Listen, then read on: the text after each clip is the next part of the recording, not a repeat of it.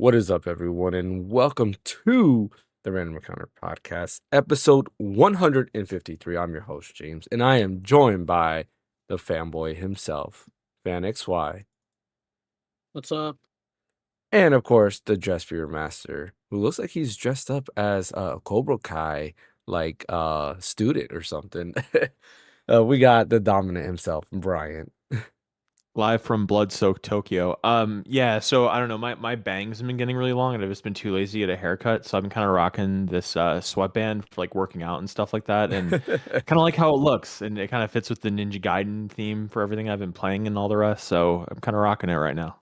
Nice. I was just thinking Cobra Kai. I was like, you know what? You Yeah, look that's like fine. you could be, part of the crew there with everybody.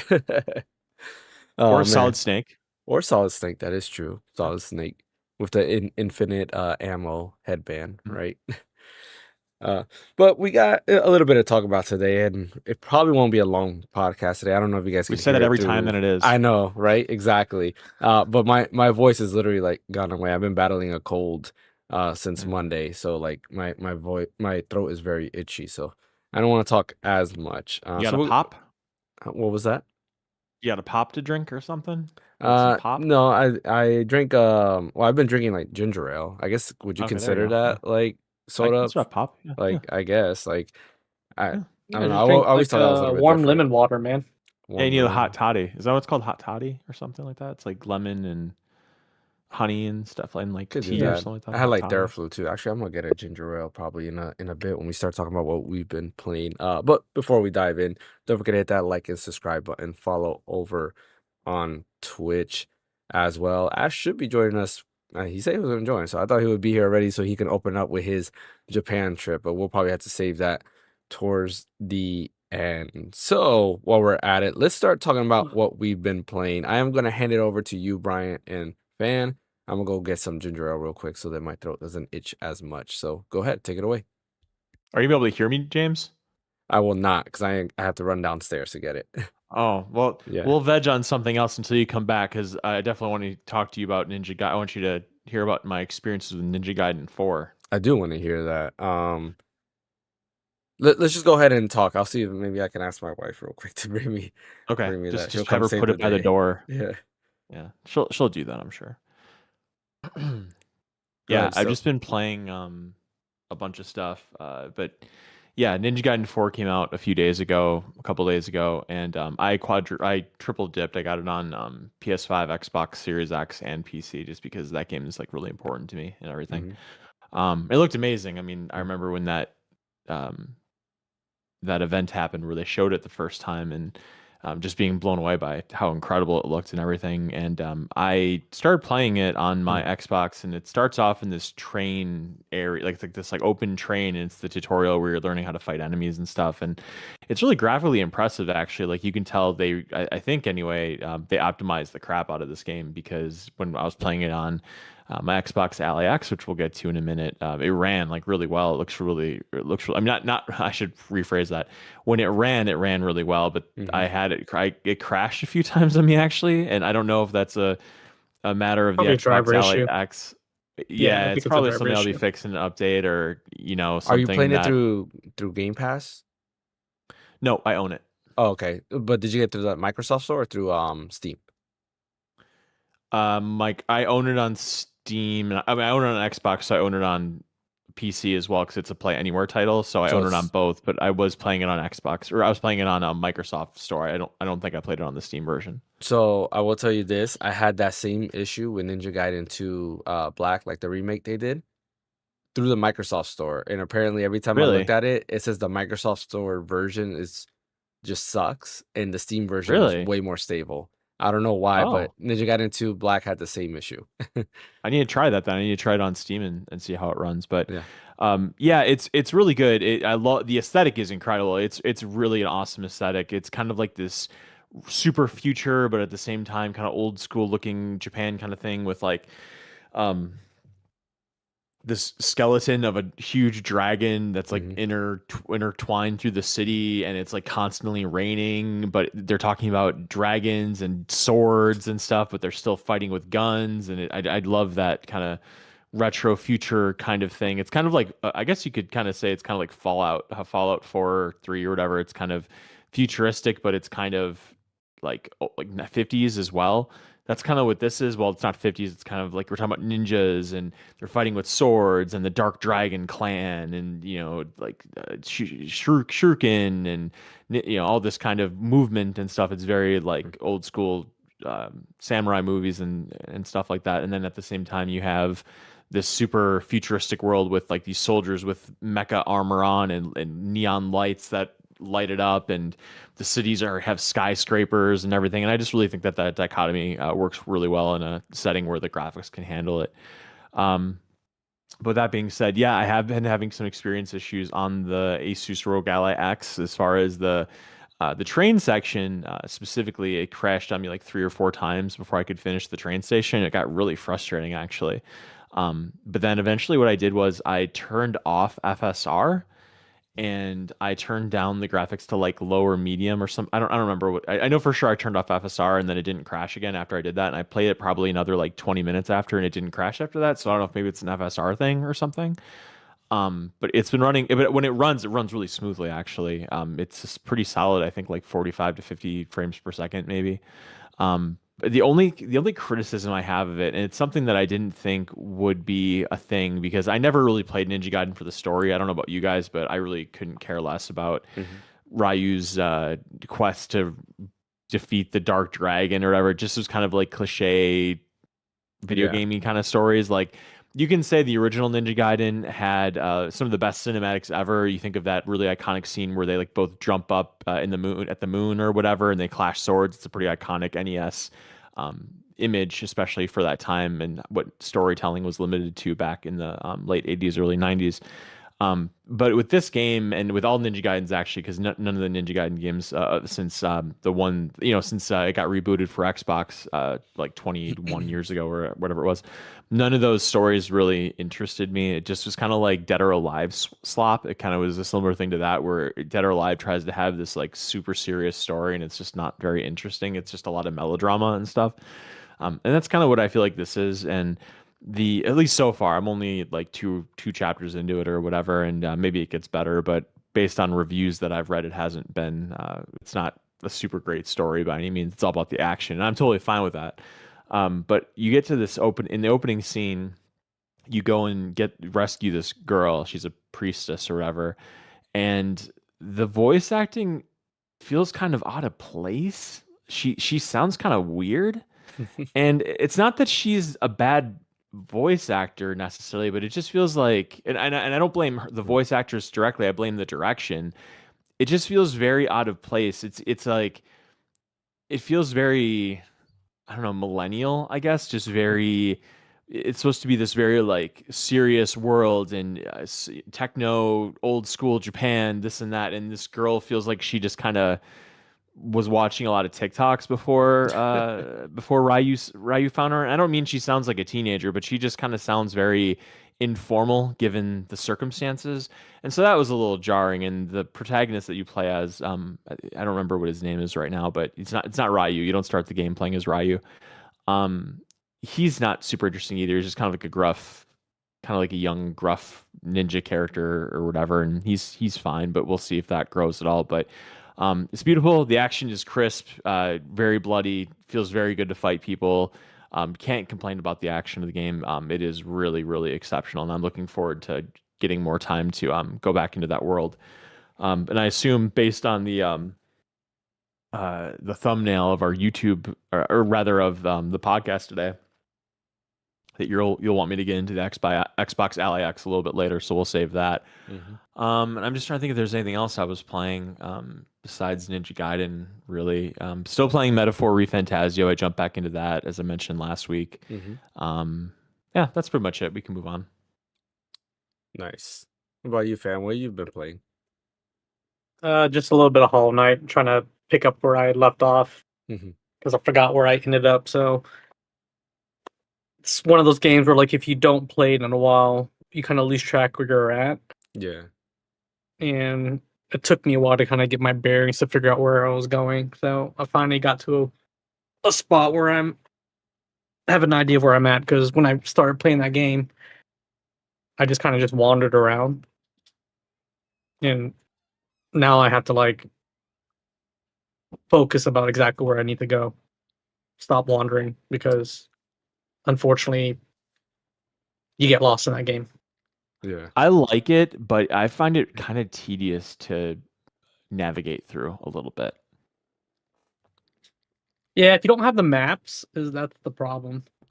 No, I have the maps. It's just, I don't know, the fast travel just feels kind of very monotonous, and it's just a very big world. You move around kind of slow. There's lots of enemies that can just annihilate you and everything. I like the atmosphere and everything, but it's Yeah. just I kind of stepped off of it because of how Well, it's big it just like was. And I got into a spot where like I didn't have a map for it, so like I got lost and I couldn't Right. figure out where I was at. So like I had to like backtrack a whole bunch Mhm. just to figure out where I needed to go. to get back to a spot where you had the map. Yeah, So and my Yeah, my it's not like that's one thing I don't like about it is it's not like Super Metroid or whatever where as you go the map fills in. It doesn't work Yeah. like that. In this you have to buy the map You and have to then buy it'll the fill map. in. Yeah. my son's well, at least my second oldest, he beat Hollow Knight and like was obsessed. So then his birthday was on Monday and we got him Silk Song. And he's been playing that nonstop and he's been complaining how All hard the kids are loving that is. Hollow Knight, aren't they? Yeah. That's a big deal. And I told him, here, why don't you play Metroid Dread? He's like, no, I don't like Metroid Dread. I was like, why? He's like, cause you use guns. I want to use swords. I was like, no, it's like you gotta play Metroid Dread. It's fun. I know it's well, it's sad. better than Roblox anyway.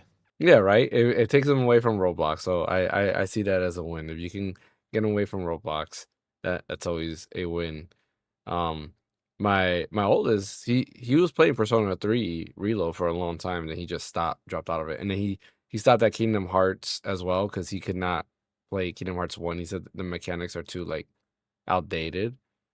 And I was like, well, you restarted the game 3 times because of whatever reason. It's like you shouldn't have to do that.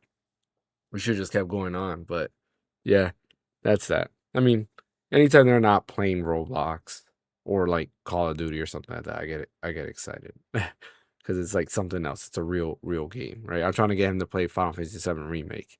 Because he has I don't know, he was of some game he plays on Roblox. They added Cloud to it. I was like, well, now you should play Final Fantasy 7 Remake and actually know what Cloud's all about. But yeah, we'll see. The other thing he's been playing is Smash. We've been playing Smash against each other. Yeah, he's been using. Yeah, I remember the last time we played Smash. I had to show you guys a couple things. Well, the oldest there that you played against, he's the one that like going back at it, and he's beat me more than I can say. Like he's like one time I told him I was like, all right, I'm gonna have to teach you a lesson, and he beat me 4 times in a row. I was like, okay, I gotta practice. But then finally I found the kryptonite and started using the kryptonite against him. So yeah. See, you should have told me that kryptonite when I got embarrassed by him. So thanks a lot. Well, he's using Joker now, and then Joker's just a cheating character because once he summons Arsene, it's like he has a counter, and he does crazy damage. He gets faster, and it's just like a cheat code, basically. So like his thing was always to wait and counter, and when you counter with Arsene, it does like double the damage, and it doesn't matter if it's like a projectile you counter, it'll still hit you regardless, which is dumb. So the counter with that was Captain Falcon, because Captain Falcon, his up B is to grab, so you continuously grab, so you can't counter a grab. And then when he's about to counter, if you just hold and do a Falcon punch, he holds and charges it, so like he doesn't know when to press the button. By the time he counters, it's already done, and you hit him, and that's it. So, yep, just had to go through and find a great character. And then the other thing they did, which is funny, is they both would play Lucas and Ness, and then they'll put me in the middle, and they do PK fire, and then I can't move because they're both doing it at the same time, and you're stuck just getting hit, and they just keep spamming PK fire until you have like 500 damage, and they hit you once and you're dead.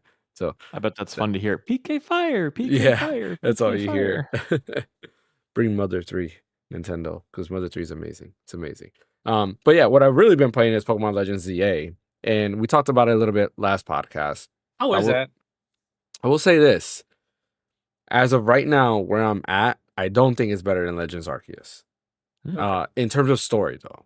in terms of story and music. I think the music direction is a little bit better in Legends Arceus than it is in Legends ZA, but the gameplay itself is very fun. Like I do like the loop. I do think it does get very how can I put it? Like you're juggling a bunch of things at once, because when you start fighting the Mega Evolve, I forget what they're called now, the Rogue Mega Evolve Pokemon, they're attacking you and they're really trying to go after you. So you're constantly dodging while also trying to tell your Pokemon what to do. And you're juggling around these AoE attacks while also like, fighting them. And it does get pretty cool. The other thing as well that I like is you can be fighting one Pokemon, but then if a group of Pokemon are around you, they all will start attacking you. So you also have to be careful. You can't just go ahead and lock in on just one enemy and it's a one-on-one. No, like if there's other Pokemon there and they see you, they're all gonna jump in and attack you. So there's a couple times that I've almost died because of that, because I'm getting hit multiple times. The alpha Pokemon that you find, they're pretty difficult, kind of like Legends Arceus. They put up a good fight. What makes them really hard is they're always in areas where there's a bunch of other Pokemon, so you can't really one-on-one these alpha Pokemon. The other Pokemon will attack you. There's one that's on top of this like pillar. It's a alpha, whatever Talonflame second evolution is. I forget what it is, but it's whatever that is. Uh, it's an alpha version of that, and he's like up high. And if you try to get close, or if you attack any Pokemon that are around it, he starts attacking you. So then you have to try to attack these side Pokemon to go ahead and fight him, and it's a pain. I've been trying to capture it and I couldn't. The negative is Lumino City. I don't like the wild zones. Don't do it for me.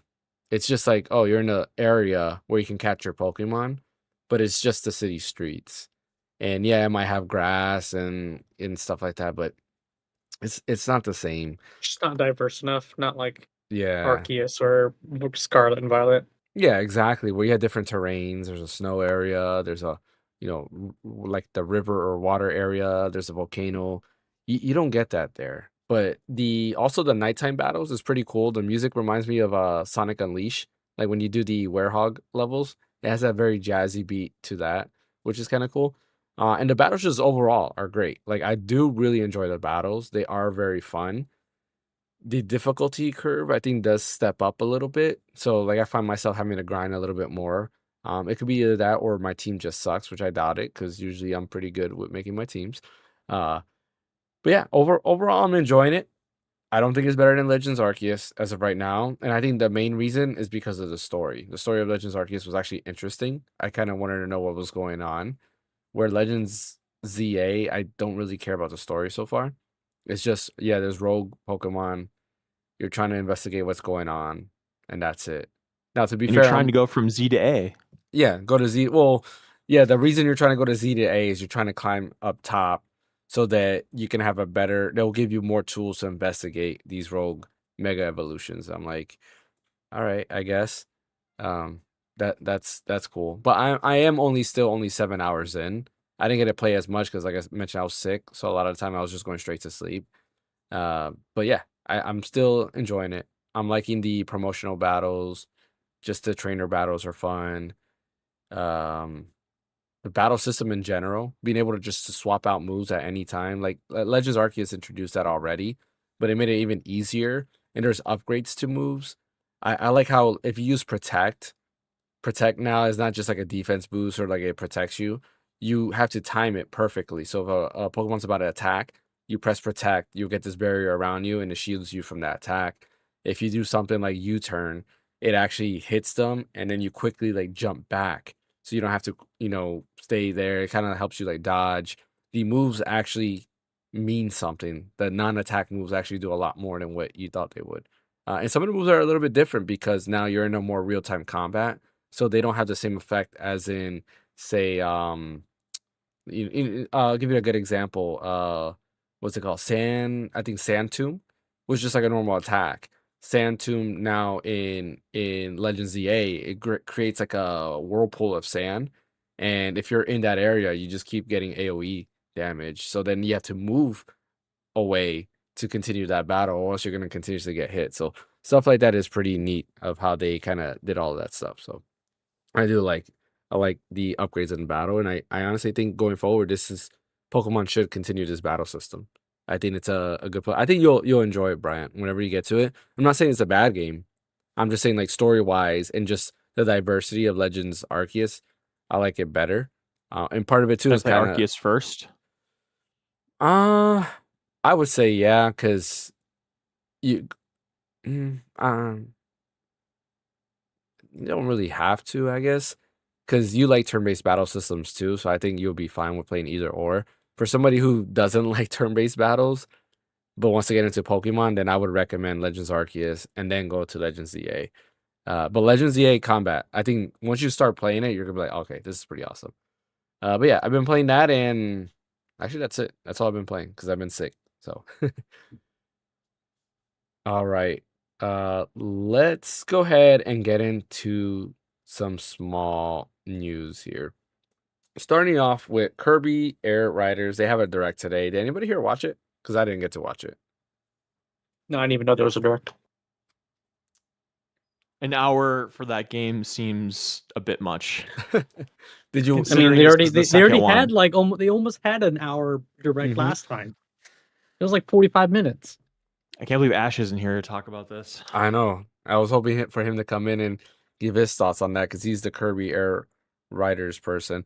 Like I He's the didn't. Kirby Air Rider speaker. Yeah, I didn't watch it unfortunately, and that's on me. But I've been busy, so hate that I can't speak on that because we are a podcast that tries to talk about the latest news. But I was already sold on Kirby Air Riders anyway, so I'll go ahead and watch it probably later on. Maybe I'll have more to speak about it later, or if Ash comes in later, we can we'll go back to that topic later on. Luigi's Mansion is coming to Nintendo Switch Online. I get it. It's Halloween. I was actually hoping Path of Radiance was coming because it's also the anniversary of Path of Radiance. And I think Fire Emblem Path of Radiance would have been the better option. But hey, Nintendo Switch Online is It's getting Luigi's Halloween, Mansion. man. Huh? It's Halloween. But it's also Path of You gotta have a Radiance's spooky game. anniversary. Yeah, We but you can gotta have a spooky game on Halloween. we can have both. But it's kind of cool to see that now, technically speaking, you can play all three Luigi's Mansions games on Nintendo Switch or Nintendo Switch 2, rather. It's so Technically, yeah. frustrating though that you can own 2 and 3 and you can't own 1. And it's Yeah. like I really hope that they don't do that with Metroid Prime where they bring like Metroid Prime 1 and you can own it on Switch, then 2 is like a GameCube game, and then 3 they do or let's say they make a port of it for Mhm. Switch, and it's like you can own 1 and 3 but you can't own 2. It's just like ugh, it's awful. I feel like 3 deserves a remaster as well, because that relied heavily on motion controls. And if they did a remaster, they can like remove the motion controls, kind of like they did with Skyward Sword, or give you at least that option. And it would work perfect for Corruption, because I think that game also is the least played Metroid game out of the 3, because a lot of people just didn't want to deal with the motion control, and some people were just moving on to like Xbox 360 and PS3. I myself, I enjoy 3. I like going from like different planets. You had to go to different planets and visit different areas, and I thought that was pretty cool that they did that in Corruption, which doesn't seem, I could be wrong, but I don't seem to see that in Metroid Prime 4. It looks like it's just one planet but different terrains, but I guess that's kind of the same You get the thing. motorcycle. Hey, you get the motorcycle. That's true, but I would rather, use the ship, right? I agree. They could have done what Starfield was supposed to do, right? And make it so that you actually can do seamless space travel to different planets. That'd be kind of cool. But yeah, Luigi's Mansion is coming on, I think right before Halloween, right? Isn't it like the 30th? I believe it's 30th, coming up. Yeah. So Same day as Mortal Kombat Collection. yes, that is true. That is true. Oh, today Persona 3 Reload also is available on Nintendo Switch 2. I was debating on getting it on Switch 2. I'm holding back because I'm like, I have it on Steam Deck. I heard some things. Oh, what you hear? I heard that it's a really crappy port so far. Like they need Really? to update the crap out. Yeah, I heard the frame rate's really awful and it's missing a lot of DLC and stuff like that. Because at least from the demo I played, it ran perfect. Like it ran at Really? a good 30. Yeah. So I don't know. That's what I'm Hmm. wondering if it's beyond that. But I did see an article where Atlas says they're aware of some of the frame rate issues and they're gonna address that later on. I'm wondering where does that like happen? Maybe in Tartarus? Because I haven't gotten to Tartarus yet. I've just been doing like the school stuff and back and forth. So I wonder if that's the case. But like that goes back to our conversations we have plenty of times on the podcast. The Nintendo Switch 2 is more than capable of handling Persona 3 Reload. You'd Why think. are they just doing a bad job porting this game? Because there's no reason for them for it to run at not even at 30 FPS. This game can easily run at 60 FPS on the Switch 2.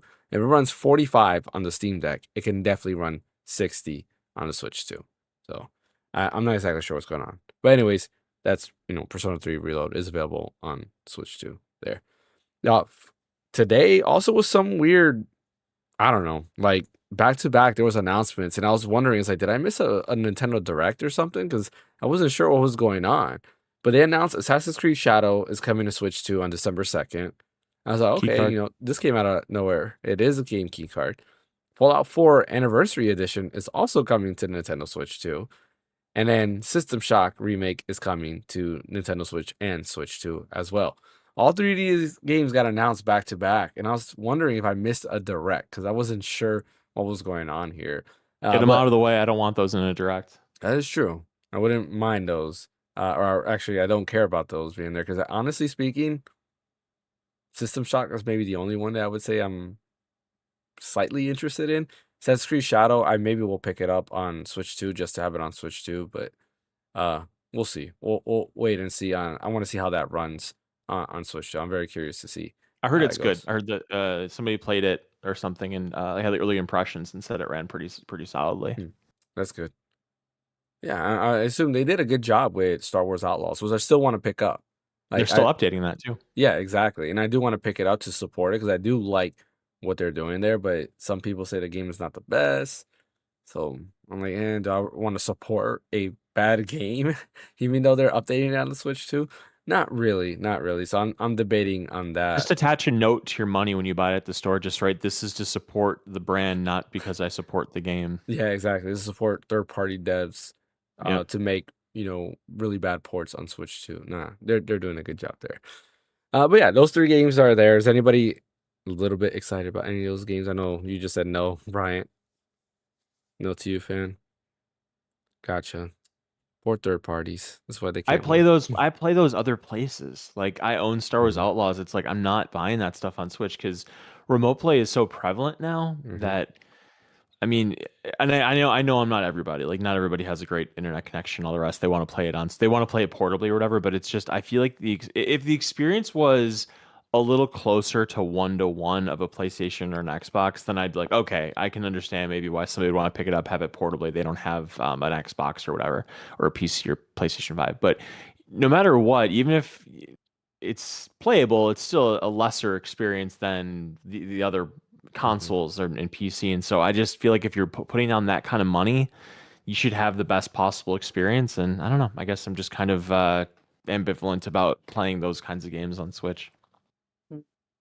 See, with me, I think it goes back to the novelty. Like, I like playing games portably, mainly because, like, as a kid, I always wondered, man, it would be so cool to play. Because we would travel a lot, right? Yeah. Or I would have to go to my I get grandma's that. house or something like that. And I was like, man, I really wanted to play Donkey Kong Country. Mario 64. Or Mario 64, right? And I remember when Mario 64 came to DS, I thought it was the best thing ever. I was like, Mind blowing. this is so cool. But like Donkey Kong Awful Country was control the scheme. first one. When Donkey Kong Country came out, I remember I was so upset to go to my grandma's house because I couldn't play Donkey Kong Country at home. And then Donkey Kong Land came out, and then I quickly realized Donkey Kong Land is not Donkey Kong Country. But then on Game Boy Color, they did have Donkey Kong Country come out, which was the same exact game. And I was like, man, this is so awesome. Like, what if every game came to the Game Boy, right? And, little by little, it's turned into that with the Switch too.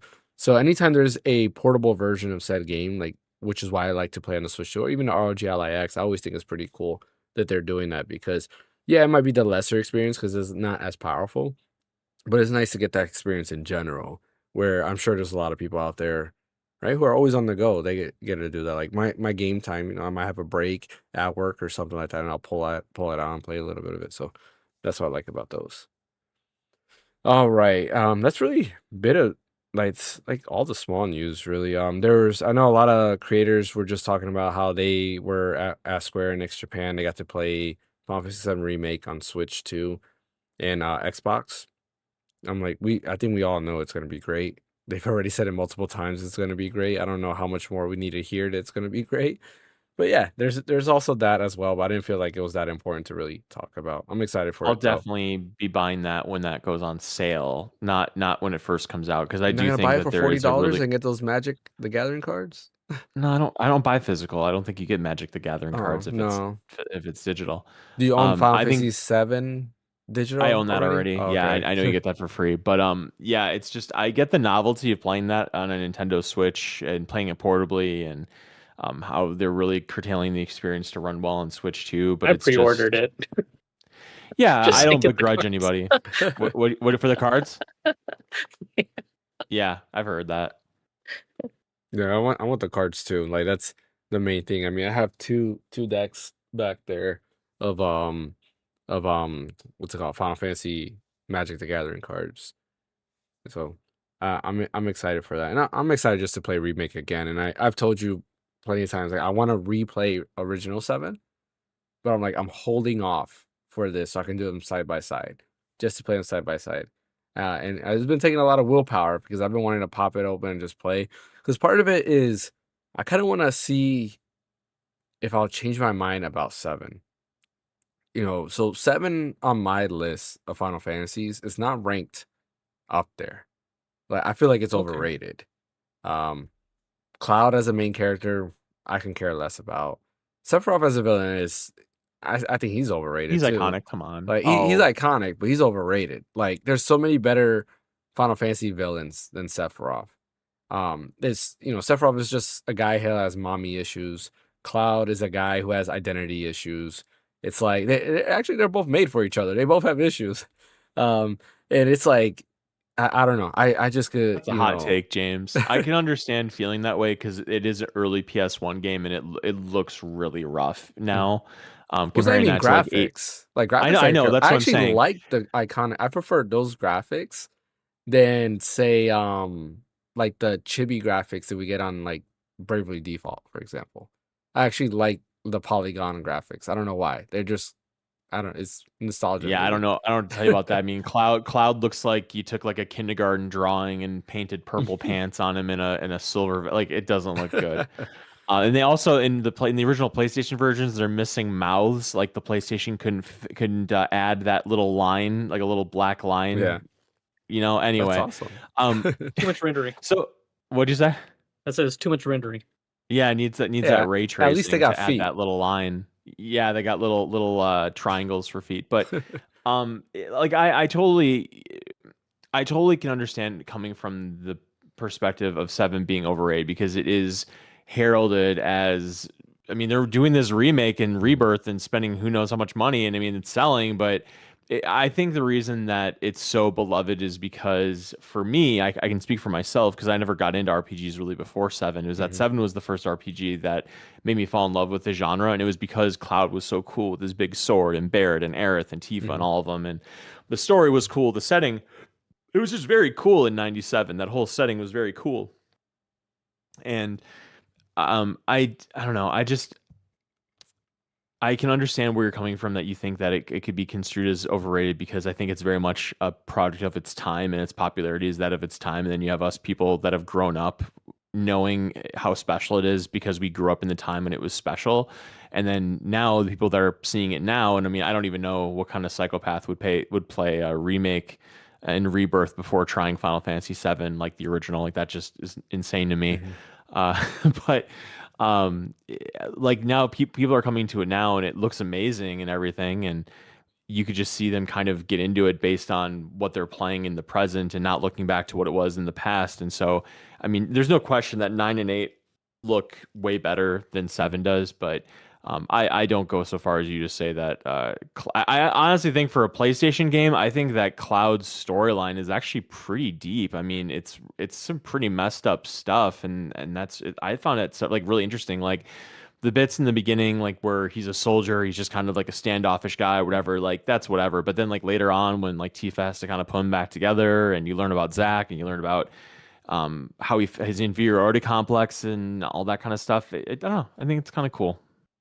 But anyway, I I still think he's not the best. Like, it, I'm you not know, saying he's the best, but I don't think he's bad. like Final Fantasy VII was my first Final Fantasy game. Wasn't my first RPG. I'm gonna say in order, it was Breath of Fire 4, my introduction to RPGs, and then I believe Legend of the Dragoon, and then I played Final Fantasy VII.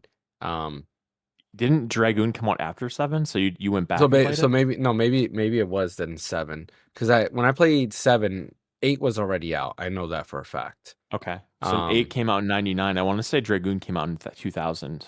In 2000. Okay, so then it would have been So I'll double check. after that. But I remember like playing 7, and I enjoyed 7. I was like, oh man, this is great. And then I remember playing 8, and I just hated the junction system, and I was like, oh, this is lame. Like, It's complicated. I'm a pass. Played 9, loved 9. Eventually, I went back to 8 and enjoyed 8 once I had a better understanding of it. But then I went back and started Dragoon. playing like 2, 3, 4, 5. I played a little bit of 5, not all of it. Excuse me. And then of course I played 10 and 12. And then after playing all those games, I feel that I feel like the other games are just a lot better. I don't know why. Like the story, I get what you're saying at, and the story is very iconic. Again, it being the first Final Fantasy that I played, I understand it, but Final Fantasy 4 to me, I still think is one of the better stories. So it's 10. Like 10, I've told you plenty of times, it's my favorite Final Fantasy. And replaying 10 before Pokemon Legends, or before Final Fantasy Tactics came out, I was replaying 10, and just replaying it, I was like, yeah, this is still my favorite. Because I was wondering, it's like maybe is nostalgia lens. Like I played it a lot, and the last time I played it was when it released on Vita. When I really like played it, was on Vita, and then I hadn't picked it up again. So I picked it up again on Switch and started playing, and I was like, man, no, I really do enjoy 10. But 7 is just in my head. Every time I hear somebody say, "Oh, 7 is my favorite Final Fantasy," I was like, really? Out of all the Final Fantasies, 7 is your favorite? Like that's always in my head. So there's so many more. I think the story in 9 is way better than 7. I think I disagree Zidane with as a that. main character is what you disagree with that, really? I think Zidane has it worse, where he comes from, and like even Vivi has a worse, I think, backstory of him being just basically a robot. Basically, he's made from what is it? Um, is it the mist? Like basically that's what he's powered by. I'm not arguing over who has more depressing story. I mean, Vivi it's a very existential storyline with Vivi. Like I feel you there, but the only thing Zidane really has going for him is that he's funny and he's cocky and he has Mhm. like some riz and all that kind of stuff. And I do like Zidane as a character a lot. But if we're talking about strictly like psychological, the hero's journey Mhm. from point A to point Z or whatever, I do think Cloud slightly edges Zidane because Zidane started cool and like he has a little bit of a thing like at the very end of the game where he's all alone or whatever, Yeah. and then that song plays, and then he ends up with Garnet at the end and all the rest. And there's a little bit there, but I just think that it's very kind of surface level. Whereas I think Cloud, it goes a lot deeper with like I said before, Sephiroth and Zack and his amnesia, his Zidane's inferiority complex. basically a Saiyan. Yeah, he is. He was sent to His basically little tail. destroy. Yeah. Well, I Wait, mean, what was that again? What was the storyline with Zidane? I don't remember. I believe he was made to destroy like the world they were on, just like Really? Kuja. Yeah, and all his other people, because they're from the other planet. What is it? Because there's Terra or is it Gaia and something else? Um, I need to go back and play 9. I don't remember yeah. any of that. Yeah, so because remember he goes to the world where he's from, and then he starts realizing who he actually is, and basically who he thought he was is not exactly what it was. Similar to 7, but except that he didn't forget his memories. He just didn't know what. Well, let me rephrase that. He didn't know what he was supposed to do. Um, but yeah, and that was the whole thing with that. But 9 does pull out the main bad guy is not the main bad guy. There's like another form out there where you have to fight. I forget what the name of the enemy is. That's the only thing that bothers me about some Final Fantasy games is like the final boss is not the final boss. Yeah. And just some random Like, final boss pops out. Like, who the heck are you? Like, why am I fighting you? yeah, in 8 it was Ultimecia. In 9 it Mhm. was I don't even remember what that big thing's name was, but it wasn't Yeah. Kuja or whatever. No. 10 made sense, obviously. I Yeah. never got the beat.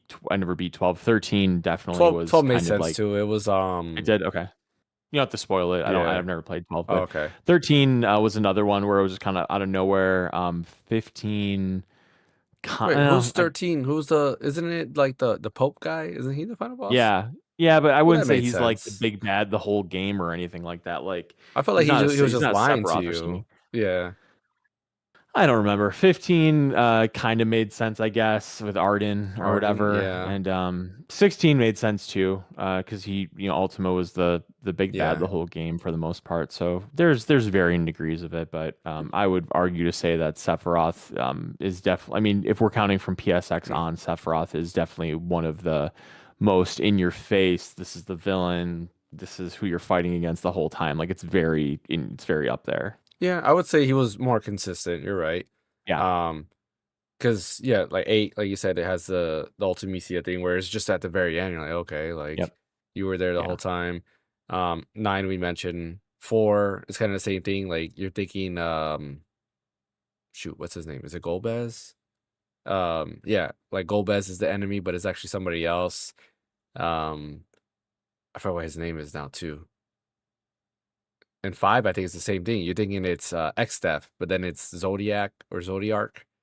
It's like you're switching up these enemies. And old school Final Fantasy had that a lot. Whereas like the main bad guy is not the main bad guy. There's somebody else. You have Chaos, right? You're thinking that Garland is the main bad guy. It's Chaos in Final Fantasy 1. They did do that a lot in classic Final Fantasy, which I didn't like. But you're right. Sephiroth was like, you knew he was the bad guy from from beginning to end. It was Sephiroth. Mhm. So. And it stayed consistent for them. I mean, you had like Hojo and Shinra people and all that stuff, but you knew Sephiroth was the big bad. Yeah. Yeah. And I mean, Rufus, everything. I'll give it that. Yeah. Mhm. Still not the best though. I still rank it. I'll rank it better than 1. That's it. All right. Let's go ahead and start talking about the Xbox ROG Ally X. What do you think about it, Brian? Looks nice. This is it. Okay, so let's talk about it. I bought the ROG Ally, the original, returned it probably within a day because I found that it wasn't comfortable to hold and I didn't like the back buttons. I would click them accidentally a lot. Didn't like the hardware much. It just wasn't comfortable to hold. I had my Steam Deck. Steam Deck was way more comfortable to hold than the ROG Ally. Then the Ally X came out with the upgraded specs and improved ergonomics, better back button placements, better D-pad. I feel like just better hardware overall. And I bought that, and I liked it more than the Ally, but I ended up returning it because it just Windows. It just was not optimal. I loved how simple to use Steam Deck was. Just going to SteamOS, you pick your game, it runs like a dream. You're off and running and you're playing your game. So then when the Xbox, and then finally when Asus and Microsoft announced the ROG Ally X, the ROG Xbox Ally X, I was slightly interested in it just because it was an Xbox branded handheld gaming PC. And I was just kind of like, I kind of want to see what this is about. Like maybe they're going to do some of it because I knew that they were going to update Windows to play with it or to work better with it and stuff. And so I bought it and I got it the other day and I turned it on and I did all the updates and all the stuff that happens. And I have to say the improvements to Windows on this thing, or rather the improvements to the environment in which you play games is much, much better on this because it boots right into this like Xbox mode where it looks like you're kind of on a, like, that Xbox toolbar kind of thing on a PC. It kind of looks like that. And you can go through, your Xbox Cloud games. You can go through games you own on Play Anywhere. You can go through Game Pass, Cloud, whatever you want to call it. You can go through all that Microsoft ecosystem stuff right from turning power on, and if you like log in or whatever, like with your PIN or whatever or fingerprint. And so it's just boom, it's right there in your face, and that's kind of just like what Steam Deck is. You turn the unit on, you put your password in, whatever, and then boom, you're in your Steam library. It's kind of like this. You do the same thing, and then you press the little Xbox button that's on this, and it brings you to a menu where you can choose what other launchers you want to go into, and Steam is pre-installed. You click Steam, you go into your Steam library. I'm sure there's a way to make it so it defaults to big picture mode, so then you're kind of like going into a Steam Deck. I haven't messed with it that much yet to figure that out, but I'm sure that exists. There is. Yeah, I'm sure there is. And so yeah, I mean, super impressed. I didn't pack it up and put it away to be returned within the first night, because the Windows improvements were that much better. And I just kind of have this thing. I like this cohesiveness that I have, where I have like a PlayStation Portal, and now I have this Xbox Ally X, and that's for remote play. It's this Xbox hardware to remote play and do cloud gaming. It's an official Xbox licensed product. And then I have my PS Portal, and that's for remote play, officially Sony licensed. So now I don't have Steam OS in my life at all, except to launch Steam games and stuff. But with all that being said, and I'll go through the hardware too. The analog sticks feel identical to the ROG Ally X, which is fine. I thought they're fine. The buttons are loud, like the ABXY buttons. Those are some loud buttons. They click really loud. They slap, but they're fine. They're responsive and everything like that. The D-pad is incredible. It's so much better than the Steam D-pad. The Steam D-pad, Steam Deck, it's the Steam Deck D-pad. The Steam Deck D-pad, I feel, is probably the worst part about it. Is I just feel like it's so stiff, and there's just not a lot of room to get diagonals, and it's very small. The Ally D-pad is so much better. It's this big disc, and you can get diagonals really easily. Something that I had to get used to, it was really hard to get used to on the Ally X, is that the D-pad was very close to the screen, and if you touch the screen, you kill whatever input is on the controller at the time. So if you're playing like a 2D platformer or something like that, and you touch the screen, it just like kills your movement. And so I got really annoyed with that.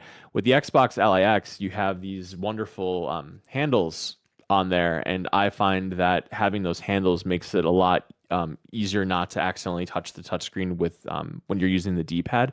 And that's another thing that's really worth mentioning on this, is that I never thought I'd find a console that's more comfortable to use than the Steam Deck, and this is more comfortable to use than the Steam Deck. The handles, just like, this thing is so nice to grip. Like, this thing is so ergonomic. It is fantastic to hold.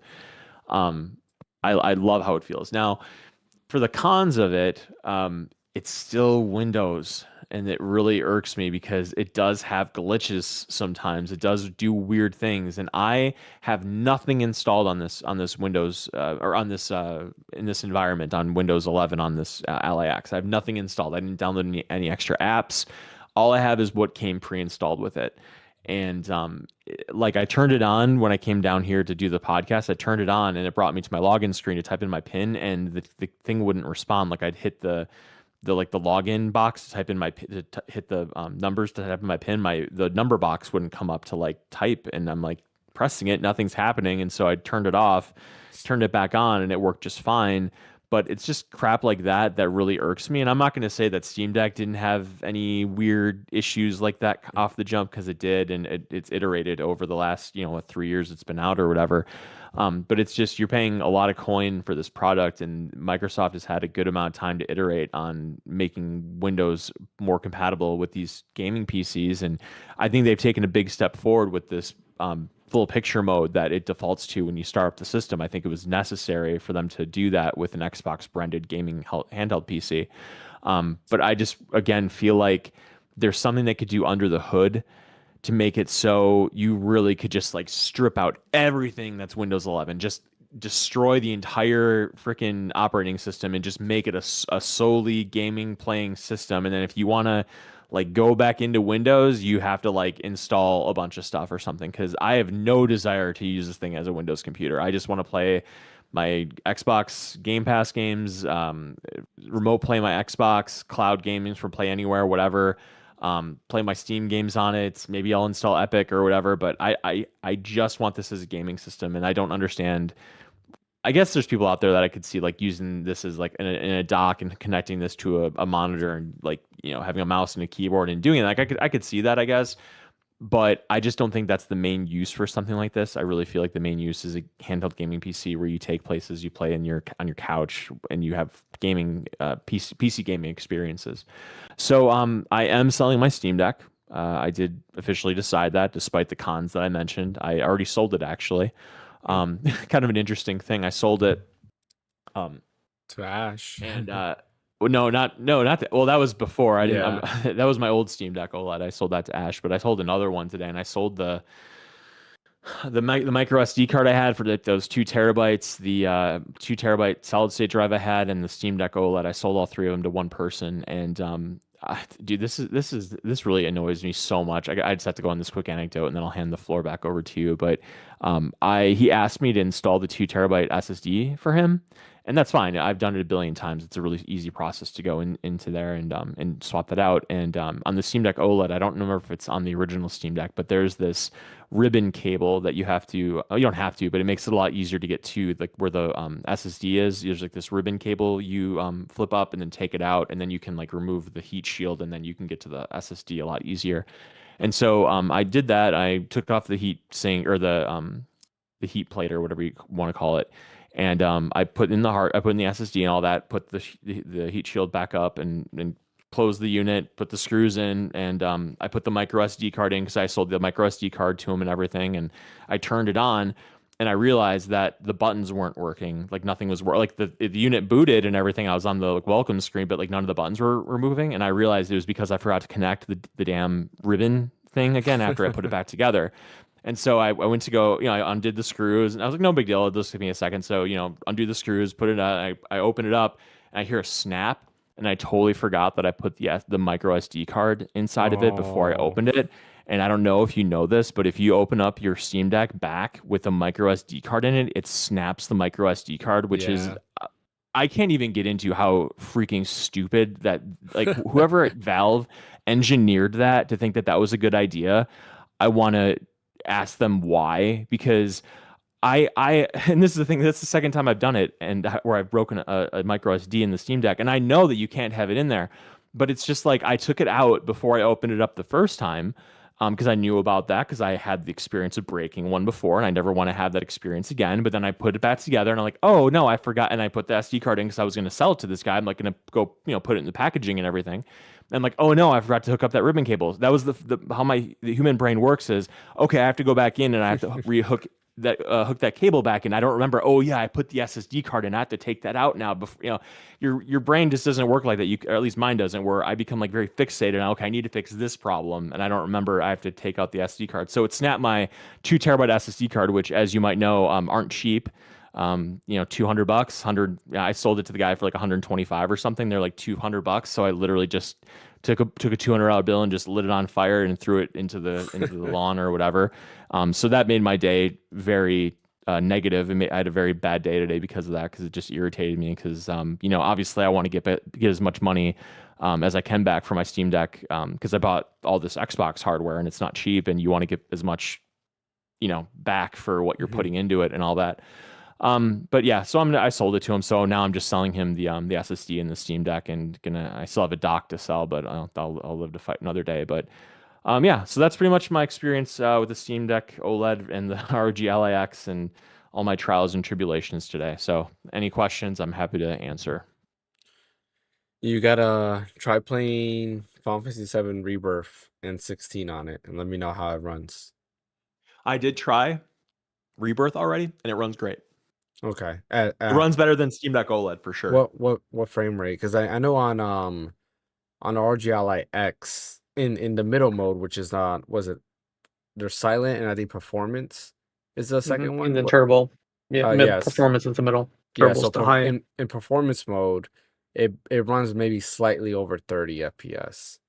And because I don't ever use anything in turbo, because I'm always gonna want to conserve battery. So I'm curious to see how it runs in performance mode. Well, let's turn it on right now while we're waiting, because I have it installed. I don't have the power adapter connected to it, so we can find out, because I was running it on turbo with the power adapter plugged in. So supposedly performance mode on the ROG Xbox Ally X is turbo mode for the Ally X. Really? Oh, So interesting. performance is like what, with 27 how watts? with how like the energy efficient the Yeah. Z2 Extreme is, and like how powerful it is, like that performance is equal to like that Hmm. performance. So like the performance mode in the Z2 Extreme is like the turbo mode in the Z1 Extreme. Okay, so do you want me to do performance? Oh yeah, it says Yeah. performance 17 watts, turbo is 25 watts. So do you Yeah. want to you want me to test 17 or 25 The without 17. power adapter? 17. 17. Okay, I'll Yeah. load it up right now. We'll see how it runs. Yeah. I'm very interested in that because that was my biggest thing is I was trying to replay Rebirth on ROG Ally X, and I could play at 30. It can run great on 30, but the minute I try to do like higher than that, it does not. I've tried using like frame gen and everything, and it works. But the issue with frame gen is usually you have to be over. Typically you want to be at least at 60, which is to me defeats the purpose of frame gen. Like you're trying to hit Mhm. 60 already. But like if you're at You should try 30, running that usually it lossless runs great. scale thing. No, I haven't actually. I didn't think about that. I wonder how that would work. Actually, I should try that out. How what? I missed that. Lossless scale. So it's a application you can download from Oh. Steam. And basically what it does, it kind of does the same thing, and it does frame gen and all that stuff. But apparently it just works like better. Ash talked about it a lot, where you can use lossless scale on anything. You can do like an old, like Super Mario Land, or not Super Mario Land, Super Mario Brothers, right? The original NES one, and you can have that run at like 240 frames per second if you wanted to, using that, which is pretty interesting. I should try that, see how that goes. I'm very curious to see how that goes. But that's part of the reason why I'm rebuying all of Final Fantasy VII on Switch 2, just to be able to play that. Even because Remake worked fine on the Steam Deck, and then of course it runs amazing on the ROG Ally X. Rebirth doesn't run as good on the Steam Deck. Runs decent on the ROG Ally X. I just have issues with wanting to go ahead and play it at higher frame rates. I have everything at low, and it's still like 30 FPS seems to be the max. So yeah, very curious. It's loading up right now. Okay, yeah, I got the notification here. It shows you got on obviously Rebirth. Well, It takes a little long to load things up sometimes, like as far as like game, Yeah. like it's in Windows, so it's not going to be as zippy as Steam Deck, but gotta worry about the shader compilation and all that. That's one thing I yeah, like it's doing about that right Steam now. Deck. In the Steam Deck, you really don't have to worry about shader compilation because it does that beforehand. In Windows, it always does that after. But I think I heard that they're trying to make it or find out a way to do like the Steam Deck and do it beforehand, so you don't have to do the shader compilation after like each update or after each. I forgot what it was. It's each update, and there's another reason why you have to do it so often. So that's annoying. That's my issue with Rebirth and 16. Is every now and then I have to redo the shader compilation. It's just annoying. While we're waiting for Bryant, Fan, are you thinking of trading in your ROG Ally X to get a Xbox ROG Ally X No. or ROG Xbox Ally That X? means I'm not a good salesman. I might as well just quit the podcast. No, because it's the same battery size. I'd have to figure out a way of selling it to where I get enough money back to make up that difference, because it's $1,000, Yeah. right? Where the Ally X was $800, so there's that $200 gap, right? So I gotta figure out how to sell this, which means I'm not gonna be able to sell it for $800. Yeah. I'll probably have to No. sell at an extreme loss, like 400 or 500, and then I still gotta make up that difference. And I just don't want to have to try and deal with that, especially with there's the performance jump is nice, but it's not enough to where I have to figure out how to deal with that financially. Okay, let me ask you a question. If somebody handed you and it wanted to trade you, would you do it? Like no money involved? Oh yeah. Okay. Yeah, Okay, yeah, that's good. yeah. I think that was a bad question. If anybody wants to trade me something that's better than what I already have, then sure. Well, some people, I mean, given all the talk we've had about, Xbox the last couple of weeks, I could understand why somebody might treat the brand like the plague right now. But I mean, to me, like as much as Microsoft wants to push that it's an Xbox device, to me, it's not. It's still it's still a Microsoft device in terms of it's a gaming PC, right? It's Windows. If I could get like 75% value back on the Ally X, I would probably do it. But it's gonna be hard to resell this for like at that, and more likely have to sell it at like 50 or 60% value. Yeah. I bet you could get five. I bet you get 556 for that probably. I think the first thing you gotta do, Bryant, is download the Xenia emulator and play Lost Odyssey. I have an Xbox. I can just remote play it from my That's Xbox. true. You could do that as well. No, you can't. You can't remote play 360 games. Really? Yeah. Unless they change Oh. that. I remember last time I tried doing that, it wouldn't let me play 360 games through remote play. Okay. Well, I'll add that to my list of things to try. Okay, it's Yeah. loaded. Yeah, because I remember I was sad. I was trying to play I forgot what I was trying to play, and I found out that I couldn't do that. I was like, oh, that's kind of lame. So what graphics settings should I turn this to, like medium or something? I had everything on low because I think that was the only Low? way Okay, to I'll get do it to low. run decent. Okay, let's And do then I low. had it at 1080p. Yeah. It's And then because you have to do the scaling, which I hate in the settings is like scale, and I put it at 100%. So if you look at the scaling option, like if you go to settings, graphic settings, there should be something there that says like scale, I think, and it's at 66% by default. I set that to 100%.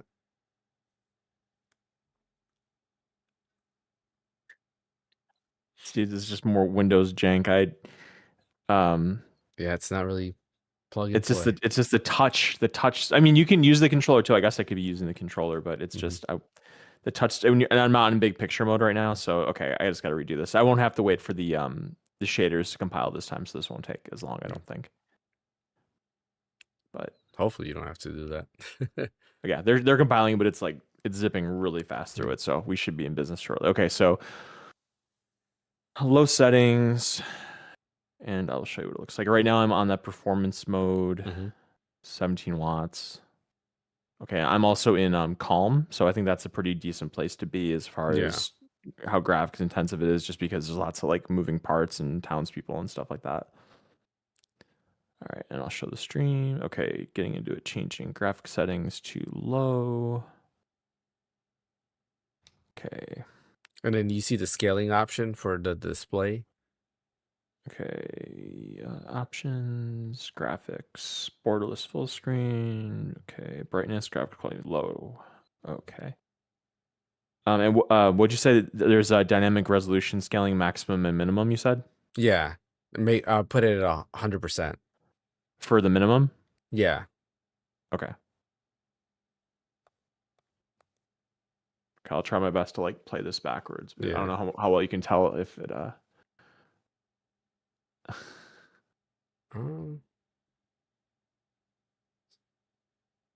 It's hard to tell, but it seems about the same, like about 30 FPS. Is that some stuttering there? I don't know if that's the stream or if that was No, that was in the game probably. That was the game. Yeah. So again, this is a very, very populated area too. I don't know if that makes a difference, but well, that's would be because I'm right. I just left Calm, right? So I think I saw Chocobo, what's his name, Sam, and then yeah. So I went out there, and then that's where I was getting stuck at. Like, if I do frame gen, it'll get 30 FPS. Go to your see if you can go to your graphic settings real quick. Well, you could turn on the FSR. Not the FSR, but the little monitoring that'll tell you how many FPS are running. Oh yeah, there is that that's too. built into it. On the Ally itself. Yeah. I assume that's probably an armory crate. Real time monitor, I assume, right? Yeah, or activity monitor or something like that. Yeah, that might help. It's actually, not letting me turn it on. It says off. Oh, there it goes. Row. I was just going slowly. Okay, minimal. Yeah, there we go. Okay. Row's fine too. FPS, NA. Okay. Yep. So it says I'm getting 34, 33, 31, 28, so around 30, 26. Yeah. So it's about the 25. same as the regular ROG Ally X. Yeah, it's only like a 15, I think the 20% difference in FPS. Yeah, there's certain games I did see like a big boost when they were comparing it. I was like, that's pretty big. But it's still early though. I mean, the drivers are Yeah. It's too early because I have a coworker who has one of those, and he was trying to play Lego Star Wars, Hmm. and it kept crashing on him. And I'm like, it's probably just the drivers, man. It's a new console. It's a new handheld. Yeah. I will It say it's happened to absolutely all of them. playable though. Yeah. This is absolutely playable. Yeah, for This isn't sure. like Well, yeah, 30 FPS, like it's playable on the Ally X. I was just hoping for more, right? That was my thing. I was hoping for a little bit more.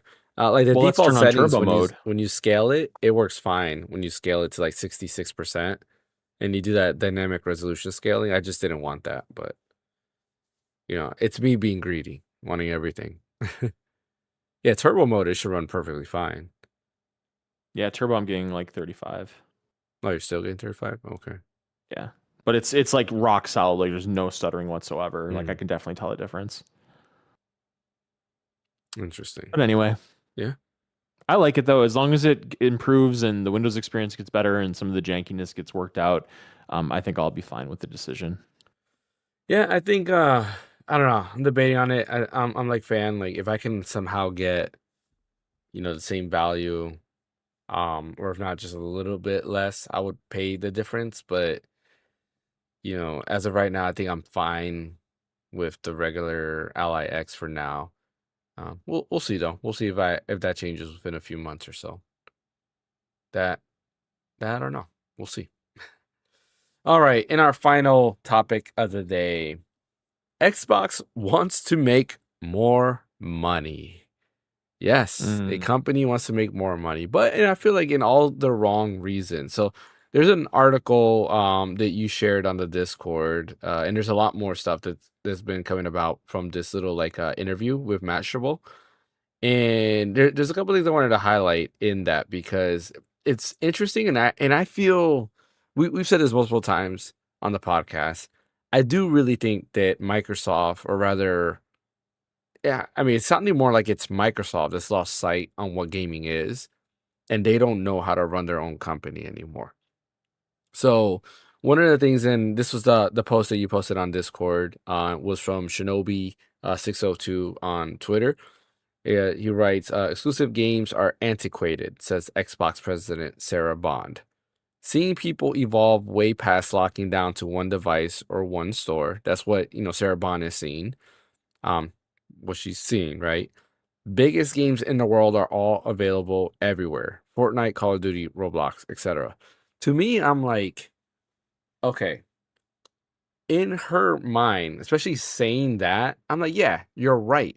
If you're a third-party company, right? If you're a company that creates games for multiple platforms, then yeah, it makes sense. All these games are huge because they're multi platform. Mario doesn't sell 100 million units. Well, I mean, Mario Kart did kind of, but it doesn't sell like a crazy amount of units compared to something like Call of Duty does right away, because Call of Duty has more ways of getting to multiple people, where Mario's one platform. You're not gonna get like Donkey Kong Bonanza, for example, is not selling Call of Duty numbers because it's on a single platform. But the biggest thing, especially when you have a platform, is if you want to draw people to your platform, you gotta go ahead and have exclusives. And I think that's why I still think, and I would love for anybody to try to debate me on this and try to prove me wrong, or rather change my mind, right? Change my perspective on where it is. Because the way I see it is this, and this is business talk. You have a platform. You want people to go to your platform. So what do? You create something unique that only you have to get people to jump to your platform. While you're on that platform, you open that up, right? You open up this store. You start hosting other games. But you're also making more revenue income because these games have to pay you to host their product. Therefore, you're getting that 30% cut from each of those games, right? And that's how you continue to grow that business. But the bread and butter of your platform is always your exclusive content, what you have that nobody else has. Microsoft has nothing. They have literally nothing that you can't get anywhere else. Gears of War is available on PlayStation now, right? Rumor has it's coming in the Nintendo Switch later. Forza, which was one of their key exclusives, is now available on PlayStation. And of course, you have PC as well. A lot of their stuff is just gone. So in her eyes, she is correct as a publisher. If Xbox wants to be just a publisher, then yeah, that's, in my opinion, that's them just confirming what we all know, is they're no longer a hardware company. They're just going to be Sega. They're a software company. What's your guys' thoughts on that? Man, I can't.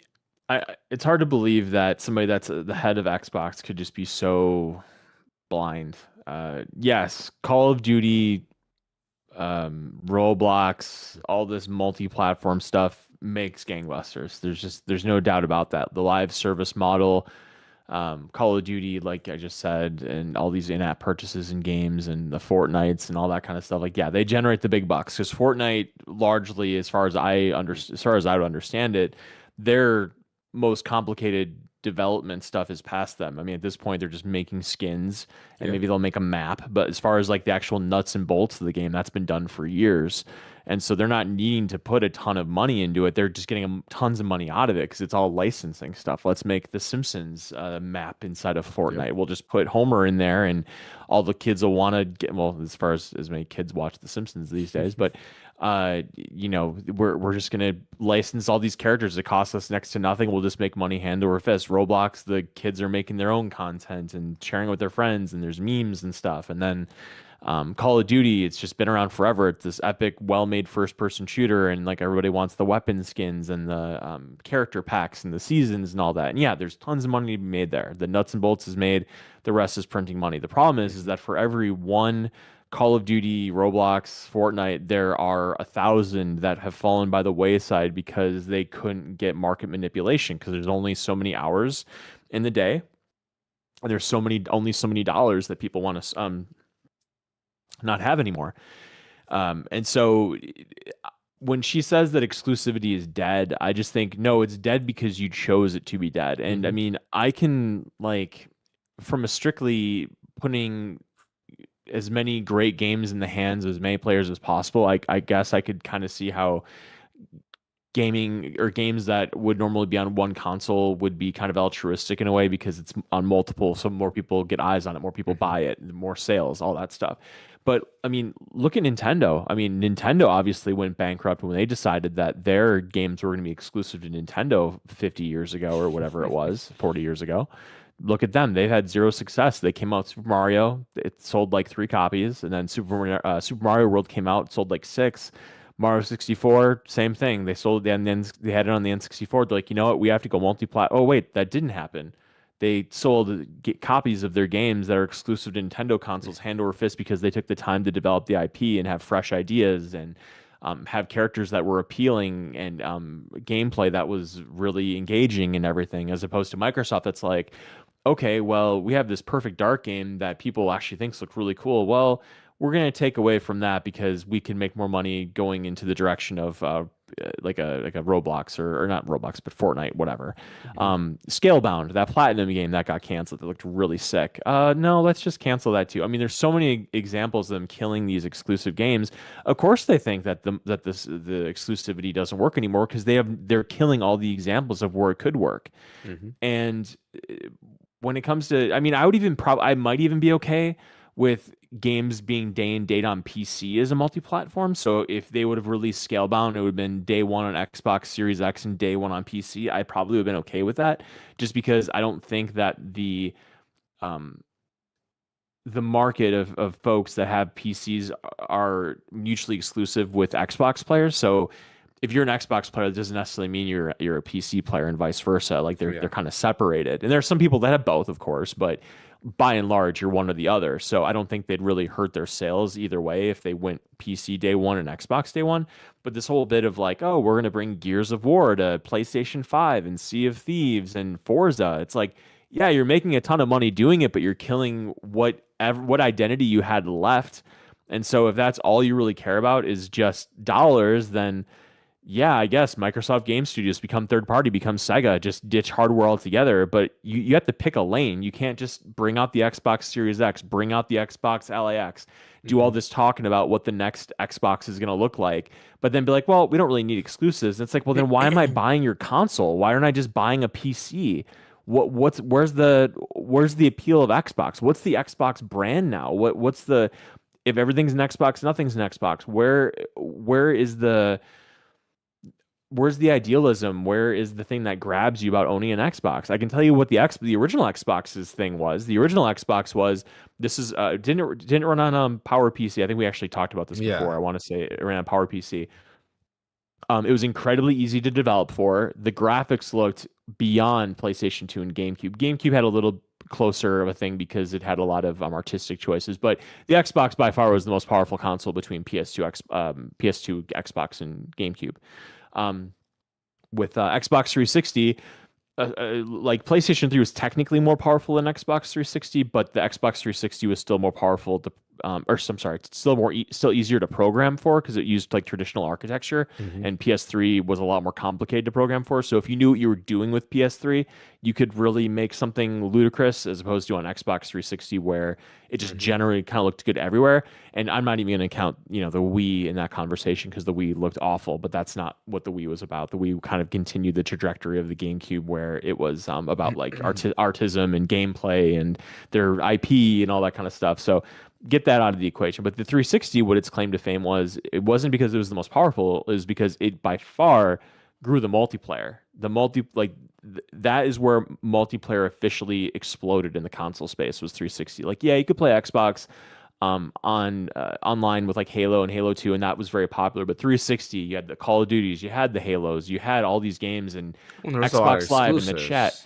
Like a lot of exclusives too. Mass Effect, Lost Odyssey, Mm-hmm. BioShock 1, right, was exclusive before it went to for a while. Yep. There was a lot of exclusives that were only on 360 and not PS3. Lost Odyssey. Yep. Lost Odyssey. 100%.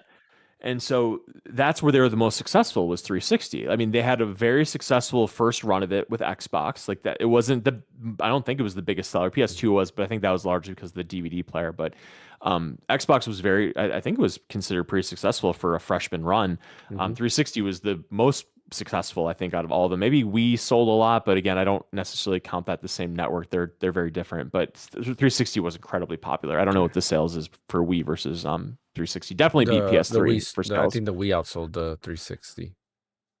Okay, well, it definitely beat the PS3. There were more 360s sold than PS3, I'm pretty sure, at least in America. I don't know about worldwide, but it definitely outsold in America, I would assume. Xbox One is where they started fumbling because they wanted to be the all-in-one box. They wanted to watch The Price is Right on Xbox. You wanted to get your fantasy football stats live on Xbox. You wanted to hook that baby up to a DVR, and that's kind of where that whole philosophy started of everything's an Xbox, because your DVR is an Xbox, your cable box is an Xbox, and that's where they kind of lost their footing. It's just they stopped caring about making these exclusive games and making these exclusive experiences, defining what Xbox was, which I feel like they spent 10 years or whatever between Xbox and 360 developing what Xbox was and why people wanted to stay there and play there. And then all of a sudden it just became very generic at Xbox One, where they started losing some exclusivity. They talked to the DVR bit, Don Matrick. If you want to play games offline, buy an Xbox 360. Just the very it's like they were trying to get mass market appeal, but when they did that, they kind of shot themselves in the foot, and nobody really cared anymore about Xbox One. And the Xbox One was ugly. It looked like a huge VCR kind of thing, and then it got a little better with when they released the Xbox One X and all that kind of stuff. It looked much better. Yeah. But yeah, so and then we come to today, and I mean, Series X is a nice console, and I'm sure it's done okay. It's done horribly worldwide. It's by far the best seller. It's definitely out of all the countries, it's sold the best in America. But it doesn't have any identity anymore. They're killing all these games that would have been exclusive, to your point. And I think it's just so laughable for her to get on this interview and be like, well, nobody cares about exclusivity anymore. Nobody. And then you have Sony over here. It's like, yeah, well, we have a bunch of exclusive. Yeah, they go to PC eventually, but I mean, right now, you can't play Ghost of Yotei on PC. You will eventually, but so I don't know. It's definitely a different philosophy that they're rolling with right now, and I don't get what lane they're in. They're charging more for dev kits. They're charging more for Xbox Game Pass. They're upping prices on the hardware, killing exclusivity, but at the same time wanting everybody to play their the multi-platform games on Xbox, which is the least popular out of all the other consoles. I don't get what it's like. They're trying to be a jack of all trades and a master of none, and I don't get how this ends well for them. Well, it's funny. IGN has this article that says Microsoft has reportedly pushed Xbox Studios to deliver a 30% profit 30%. margin, Yep, I read that too. allegedly leading to all those layoffs, canceled projects, price rises, and the end of exclusives. This is again, like I said, IGN. A new report has shed light on the goings on the goings on at Microsoft, which has allegedly pushed Xbox Studios to deliver a 30% profit margin, much higher than the industry average. Bloomberg's Jason Schreier reported that Microsoft's 30% profit margin goal had led to the gaming division's huge layoffs, canceled projects, controversial price rises, and multi-platform push. Just like shooting themselves in the foot. Pretty Right, much. that's what I'm saying. The cuts to Xbox have been deep. Thousands of staff have lost their jobs over several rounds of layoffs. Games such as, of course, Rare's Everwild and the Initiative's Perfect Dark reboot were canceled after years of development. ZeniMax Online Studios games Project Blackbird was canned, leading to mass layoffs. The Initiative was also shut down. Last year, Microsoft closed Redfall developer Arcane Austin and Hi-Fi Rush developer Tango Gameworks, which we also know that is back and owned by a different company. Yeah, they're going to be an AI company now, which, that's a whole nother thing we could get into. Yeah, so this is, I'm skipping a little bit over here. It says Bloomberg said the average profit margin in the video game industry is 17 to 22%. Over the past 6 years, Xbox has hit 10 to 20%. To put that 30% target into more context, Sony's PlayStation division achieved a 16% profit margin in Q1 fiscal year 2025. Bloomberg said Microsoft Chief Financial Officer Amy Hood enforced the new target in fall 2023 amid Microsoft's $69 billion acquisition of Call of Duty maker Activision Blizzard. That's kind of crazy. Like when you look at it, it kind of makes sense now when you look at that. Like you have somebody who knows nothing about the gaming industry, but like, hey, I don't care what you do, you just need 30%. Like we need 30% of profits. That's it. Doesn't matter how you do it. We just need that. And kind of goes into like a topic that I'm not really going to go into, that I've talked about it with a lot of people who know me, of how these corporations, it's just the finance office is running companies now. It's no longer the innovative minds, the people who want to see creativity or anything like that. It's the finance officers. All those people that went to school for business degree and learned finances, they're the people now running these companies. And it's kind of sad to see, because it's like, because of that, you're killing a brand and just a platform that I really don't want to see go. Like I really do want Xbox to survive, but these people don't care, and they don't understand that. And it's that greed. They want more money. I just, man, like it's sad to say. Like Xbox is done. Like Xbox as a brand, at least as a console, is done. Yeah, you can push out your games, whatever. But like even then, like Xbox as a publisher, what are you going to do now? Just Call of Duty? Because nothing else is going to get you that much money if you really are looking for 30%. We're not going to get any more Indiana Jones. We probably won't get another Elder Scrolls game after Elder Scrolls 6, if that ever comes out. Or is it 5? No, 6, because 5 is Skyrim. Yeah. So we probably won't get one after that, because they're going to realize, oh, wow, this is not a 30% margin. I don't know. I think, sad to say, but it really does look like going forward, it's really just a PlayStation Nintendo show. And even then, part of me is like, how long is PlayStation gonna last? Because they're starting to be multi-platform too. So yeah, I mean Sony at least has some good stuff, some interesting exclusivity. They have some cool games that are coming out that are Sony exclusive, at least in the beginning. And I don't care if they go to PC eventually. Yeah. They at least have like some vision. What are you say, Fan? They hold on to their exclusives it's like timed exclusives. Yeah. Like that. Right. They'll keep it on there for a year, and then like we'll release it. I think that, yeah, I mean, like the issue I have with PlayStation is just the turnover time for a game. Yes. It's like we're 5 years almost. Yeah, 5 years into PS5, and how many killer exclusives have we gotten? on the PS5. Well, true exclusives or games that games that didn't I go would to say PC true eventually. exclusives. Well, I would count if they went to PC eventually. For now. Okay. Yeah, because they did release originally on PS5, and then for a while it took like a couple years, and then they like came out. Spider-Man 2, I would count, right? Spider-Man 2, yep. Astrobot. Did Miles Morales come out on PS5? I know it came out on PS4, but did it start on PS4 or did it come out on PS5? It started on PS5. It was PS4 and PS5. It launched on both consoles. Okay, so Miles Morales, Spider-Man 2, God of War, Ragnarok, Horizon Forbidden West, Demon Souls, Returnal, Ghost of Yotei, not Ghost of Tsushima, obviously. What else? Did I say Astrobot? I didn't say Astrobot. You did. You did say Astrobot. Oh, I did say Astrobot? Yeah. Okay. I mean, that's there's more than that. Come on, help me out here. I'm trying to think, and I can't. I mean, well, I was gonna say Last of Us Part 2, but that was on PS4 nope, that was as well. PS4. Yeah. Just a remaster. God of War Ragnarok. Would you count that? I said God of War Ragnarok. Okay. Yeah, I said that. Yeah. Horizon Forbidden West. I said. So we'll just like generally say like. Let's say I have a couple like Ghostwire, Neo. Oh, Ghostwire Tokyo. 3. Yeah, Ghostwire Tokyo, because that didn't come out on PC right away. So yeah, that's a good example. Ghostwire Tokyo, that's a good example. Also, Deathloop came out on PS5 first too. So that's another one. And that was because that deal was in place before Microsoft bought ZeniMax. So that's like 10, and I'm sure I'm probably forgetting something. So 10 in 5 years, like that's not fantastic. I mean, if you feel like Nintendo's coming out with 10 every 1 to 2 years, like at least. Yeah, I mean they're usually at least one. They were for a while one a month. Right.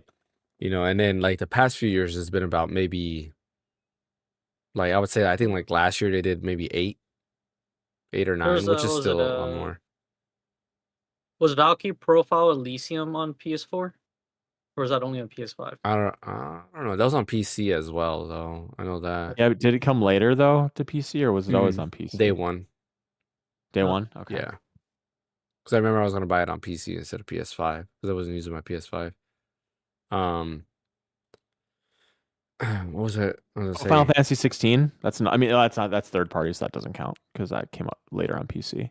I mean, I would count this still because it was still PS5. Oh, Ratchet and Clank. I mean, how could we forget Ratchet and Clank? That was a freaking launch title. Yeah. Because we're looking maybe again, but still like. And then Stellar Blade. Or did that come out on PC at the same time? Or was that on no, it didn't. PC was a year later. Okay. It was this year. Yeah, PC was later. Yeah, I think so. Death Stranding 2, was it also on PS5 only and then released? Yeah, Death Stranding 2. Yep. Okay. Yep. Okay, so we're getting closer to 15. That's still pretty. That's compared to it's certainly better than Xbox. Yeah, like, and then we look. Let's say 15, right? I'm trying to think because I was gonna say Switch 2, but I feel like Switch 2 is not safe. But let's just say 15. Switch 2 right now this year has Metroid Prime 4, Kirby Air Riders, Tour, Pokemon World. I mean World. Mario Kart, World, Donkey Kong Bonanza, Pokemon Legends ZA. I guess you want to count the Welcome Tour, right? Like, if you want to count actually, Welcome Tour. Yeah, so let's count Welcome Tour just for the sake of this, right? So you have Welcome Tour. What else? So that's 6 games. So let's say that's already in less than a year. Yeah, in less than a year, you have 6 games. I'm sure I'm missing something probably. And they're probably gonna come out with a couple before May, because didn't the Switch 2 come out in May? I think June. Yeah, Switch 2 came out in June. Drag Drive. Oh yeah, Drag Drive. So that's 7. Right. So right away, that's like 7 games, and everything we name is first party.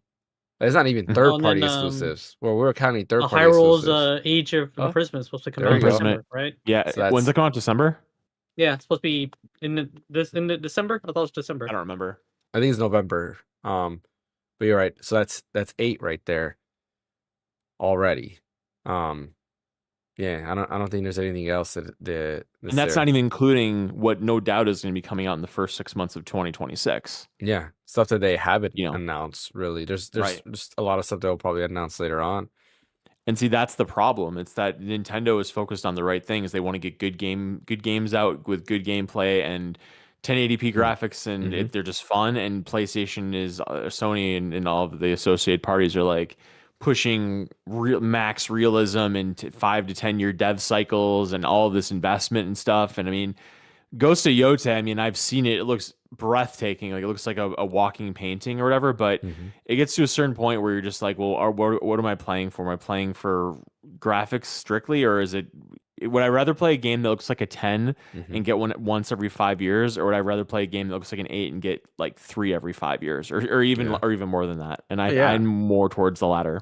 Yeah, I'd rather Was have that more. Bravely Default game that came out That's Switch 2 or Switch yeah, and Switch that's 2? true. it's Switch exclusive. Is not so we can include that. It's third party, so that's 9 right there.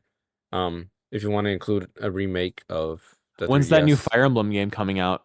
next year, It's next yeah, year. Okay, that would be. It says 2026, but like if that comes out within the that'll be first early year, 2026. But Yeah. yeah, if it comes out before June, then that would basically mean That's 10. any game before June, like yeah, May, that comes out in May of 2026, Mhm.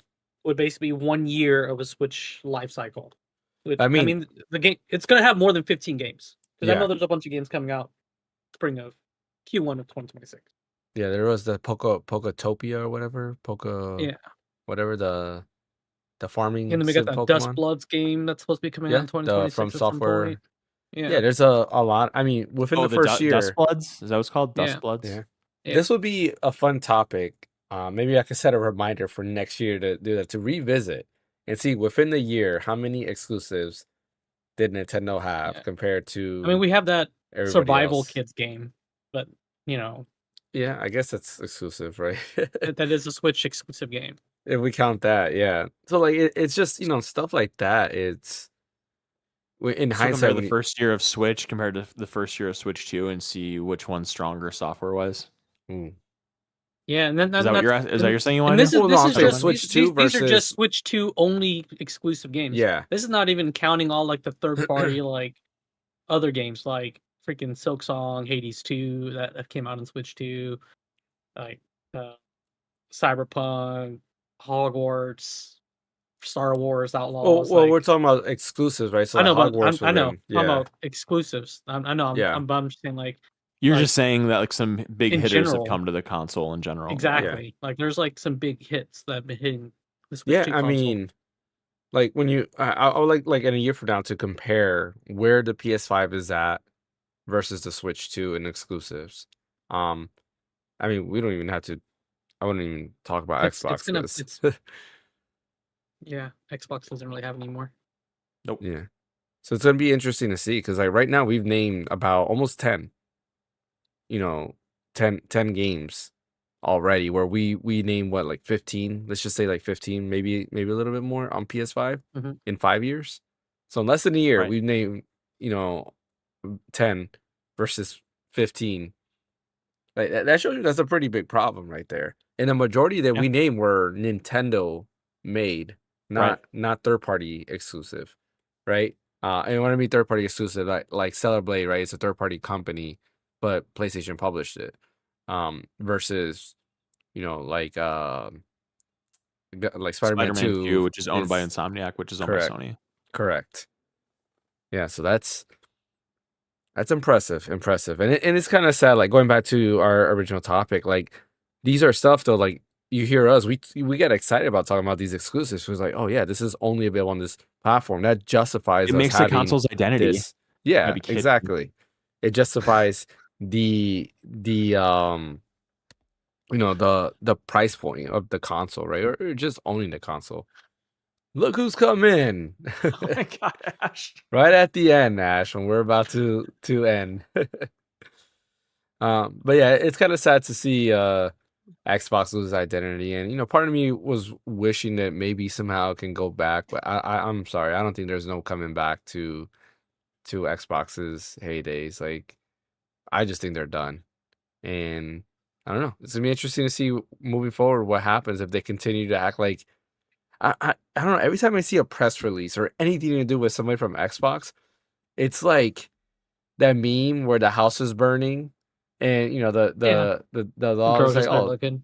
yeah, like this is fine, right? It's like that's exactly what I see is like everything's falling apart, but they're okay. They're like, yeah, that's fine. It's no big deal.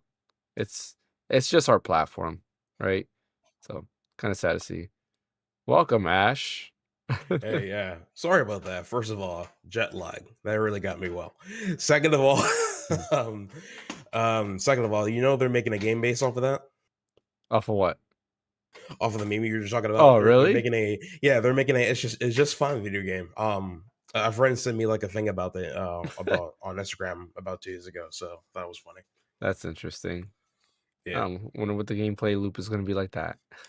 Yeah, that'd be interesting to see. Yeah. Well, I guess as we're at the end of the podcast, Ash, you want to tell us about your trip to Japan and all the cool things you got to see? Yeah, sure. For starters, I went to Nintendo Tokyo, as you can see here, for proof.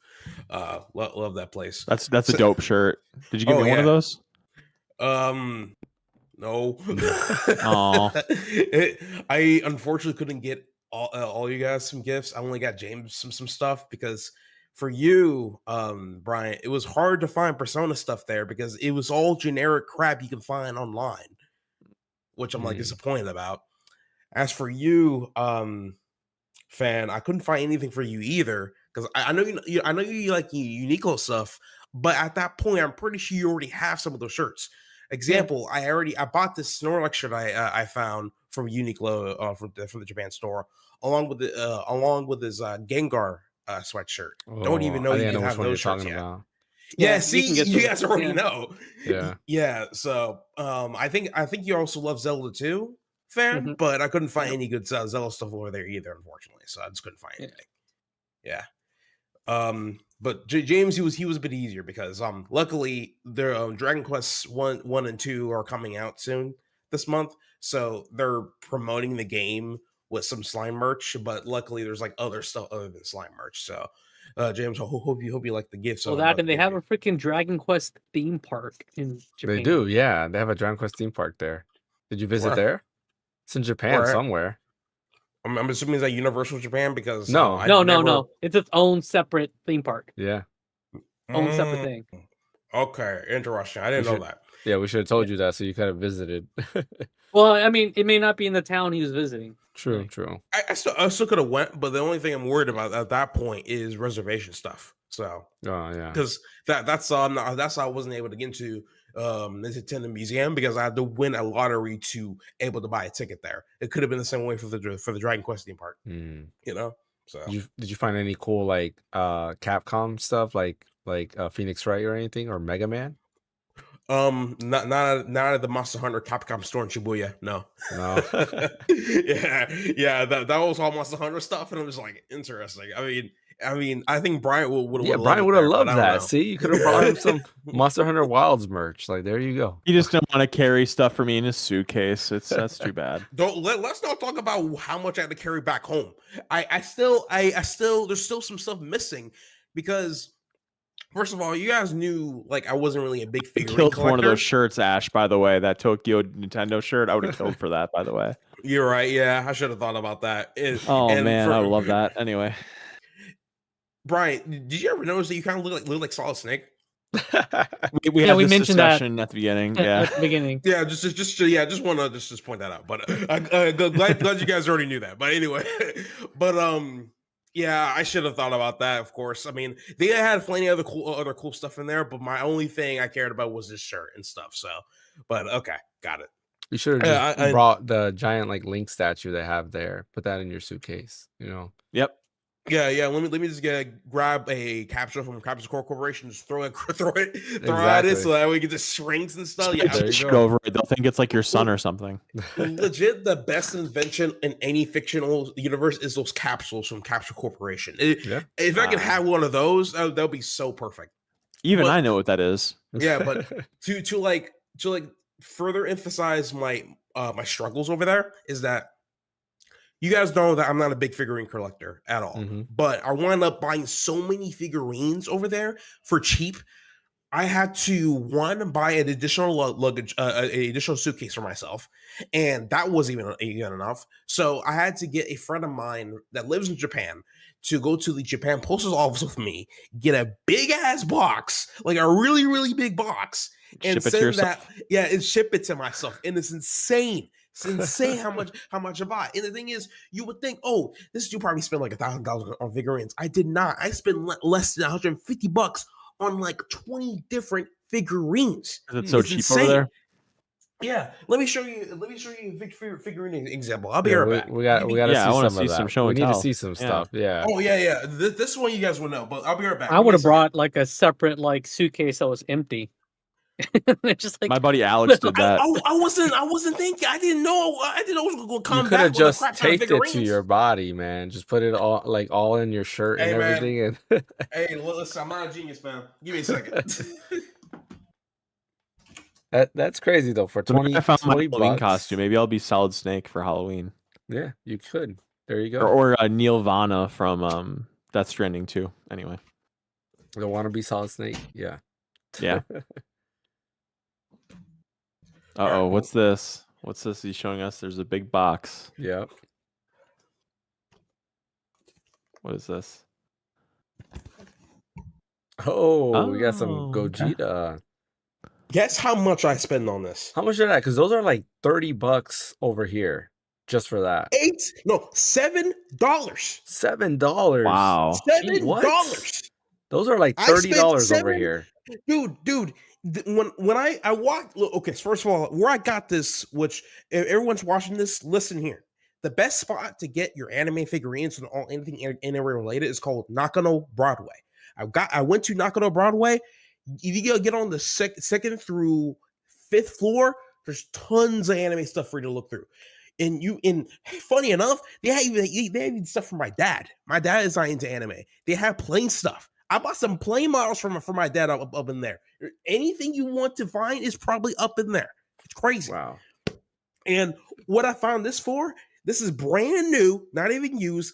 It's 1,100 yen. And if you look up the conversion of that from yen to USD, it's $7.25. I spent $7 on this. And that's because the yen's weak, isn't it? Or the dollar's really strong right now or something? Yeah, exactly. Weak. Yeah, for right now. Yeah, it is. So with that, when you go to Japan and find all these sorts of figurines for like so much cheap, you're more inclined to buy them. It's sometimes you think you're taking advantage of the cheap yen, but sometimes the cheap yen is taking advantage of you. It's crazy. You know? Hey, you're helping out their economy right there. There you go. Yeah. So it's just this was my first one. I thought I was like, okay, I want to become a figurine collector. I'm gonna start with this, and then I saw all these other figurines of characters I also like, and I'm like, oh crap, that one's cheap. Let me just stack all these real quick. It's insane. That's crazy. Like those, you can actually go to Ross, and Ross is usually cheaper than if you go in like Amazon, and you can find those, and those are $30 at Ross. Which is crazy. And you don't even know if these are even the real deal or not. These are the real deal, straight up. Yeah. It's just wow. It's just that's nice. And don't let me get started on food, man. Like the bowl of ramen is like $5 to $6 over there. Like it's like $20 over here. Yeah, it goes back to like the yen is way more cheaper, but like holy crap, man! It's just you don't realize how much easier you got over there until like you actually start seeing these comparisons and stuff. It's insane, especially if you got to bring back so many damn souvenirs and stuff. Yeah, so it was definitely a trip. It's definitely a trip. I mean, heck, I got Mario Galaxy 1 and 2 physically for $50. Meanwhile, I got freaking Final Fantasy Tactics for like $38. Yeah. Like, did you get Pokemon Legends ZA? Oh man, I didn't really. I really thought about it, but it's just I don't know. What about more games? Just because the box art of the Japanese games are so much better than the US ones. Oh, I agree. I actually like the box arts a lot more and stuff. I actually like the box art for Final Fantasy Tactics and stuff. It looks really nice, you know. It was like Dragon Quest Builders 2. The art we got here was their 3D like rendered art versus the one in Japan. They got Toriyama's artwork for Dragon Quest Builders 2. Oh, I was like, why would you not want that? But it does have a reversible sleeve in there. But I'm like, You should have used Toriyama's art for both of them. I don't get why not. That's insane. Yeah, and I also almost thought about buying a game key card, which was Bravely Default, because in the US it's $40, and of course, but in Japan it's gonna be like way cheaper. It could have been like $28 or something like that. But I'm like, I can't succumb to game key cards. No, I can't. So I think you're gonna give into it later on, Huh? because unfortunately it seems like everything's a game key card going forward. We'll see. We'll see what happens, because like it's just me buying a game key card just sends a chill down my spine. You know, that's just it for me. You know. But speaking of game key cards, or kind of not like game key cards, if you guys are interested about Cyberpunk 2077 on the Switch 2, you can actually get the game for $40 from the eShop right now. Oh yeah, it is on sale. I bought it already. Yeah, complete everything onto the Switch 2, digital only for $40. Yeah, so there's some good deals there. Like I'm holding off. I was gonna buy Chronos, but I saw Chronos was on sale on PS5, so I'm like, it's probably gonna go on sale on Switch too. And I know they've done a couple updates to make it look a lot better, and better performance and better visuals overall. So I'll wait a little bit. I'll probably wait towards, because we're so close to Black Friday, so I might wait to pick that up. Yeah, heck yeah, man. And like, but overall, man, my trip to Japan is just a what of a kind type of deal. I'm so glad I went by myself and everything, because it gave me so much time to like self reflect upon myself, along with like all the fun things I'm doing. And like I now just came back over here. I'm still getting that post Japan trip depression still, but I am like really fully recharged and ready to lock in, because it gave me a lot of like inspiration to like, you know, just better myself and everything, and just keep pushing forward, you know, because like, hey, that will not be the last time I go to Japan, I can tell you that. But I know some friends already wanted me to go with them next year, but I'm like, bro, let me pay some debt off first. Hold up a second, you know. So you had a good time overall, though.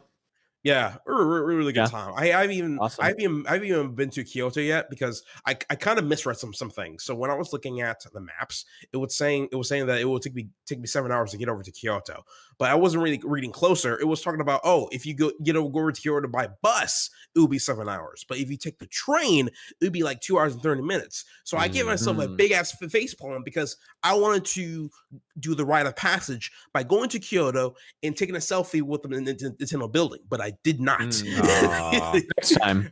Yeah, definitely next time. So it's been great. It's been fun. Did you go to a Pokemon Center? I did. So there was a Pokemon Center where it was literally at the same building as the Nintendo Museum. I didn't go into it, because I wasn't a really big Pokemon fan as much as everyone else, you know, because because I was a big Pokemon fan before like Pokemon Sword and Shield came out, right? Yeah. I loved Pokemon X and Y, and I think I could have like Pokemon what's the Hawaiian ones? The Hawaiian games? Sun and Moon. So Sun and Moon, yeah. And I would have liked those games too, but like this was an era where Pokemon games were like were done so well, and at the time Game Freak was actually limited on their hardware and actually give a crap about their games. Now it's just, I don't know, it's just, if Game Freak is not willing to put so much effort into their games, why should I even bother to buy some of their games to begin with? I think we came out to a conclusion last podcast. We found out the reason why it seems like Pokemon games went downhill after that 3DS era, which was very interesting, because there was a Pokemon leak. A lot of data got leaked, and internal documents said that it's because of one person who was there from the very beginning, that after X and Y, he was no longer allowed to be a part of the Pokemon development cycle. So it's interesting. And to me, like usually most people you ask, like, when did Pokemon really peak for you? A lot of times they'll say like X and Y, or Omega Ruby Alpha Sapphire, because they're kind of the same thing, just one's a remake. But Sun and Moon was like the first one where a lot of people were kind of like not really feeling it, and then Sword and Shield was like more down. Scarlet and Violet, though, I liked it better than Sword and Shield. Had a lot of performance issues, but to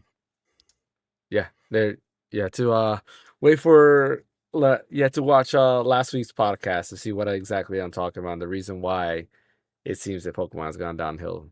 over the Oh, past so 6 years. was it a certain director that wasn't allowed to work on the Pokemon games anymore, or? Yep. Oh, wait a minute. I think I know who you're talking about. I think I saw his picture, I think, or Yeah. something like that.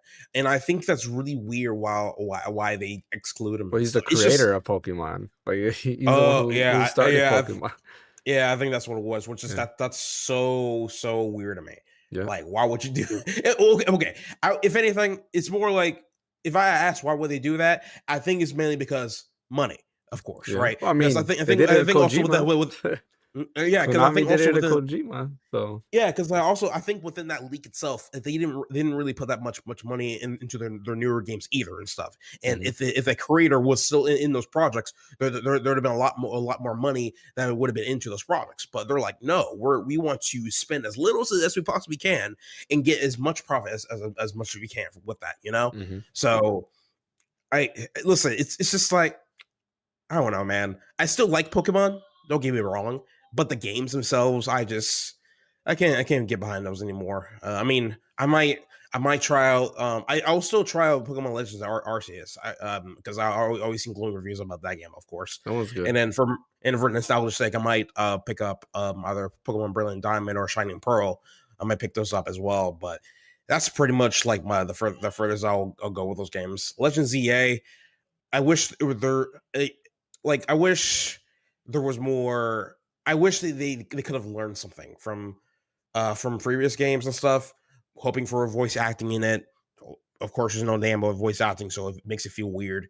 I feel like they would have like taken more advantage of the graphic fidelity with the Switch 2 and stuff, because I feel like if you were to do a compare contrast between the Switch 1 and the Switch 2, obviously the only differences you're going to see is sharper textures, higher resolution, and better frame rate. But I wanted like for to see better graphic fidelity within the Switch 2. I mean, come on, we spent $450 for it. I mean, come on. Part of that leak was that there was a engine limitation. So like the next game that's supposed to be coming out next year is going to be on a brand new engine that they created, and that's supposed to give. And there's supposed to be tech demos that they have, and there was screenshots that got put down.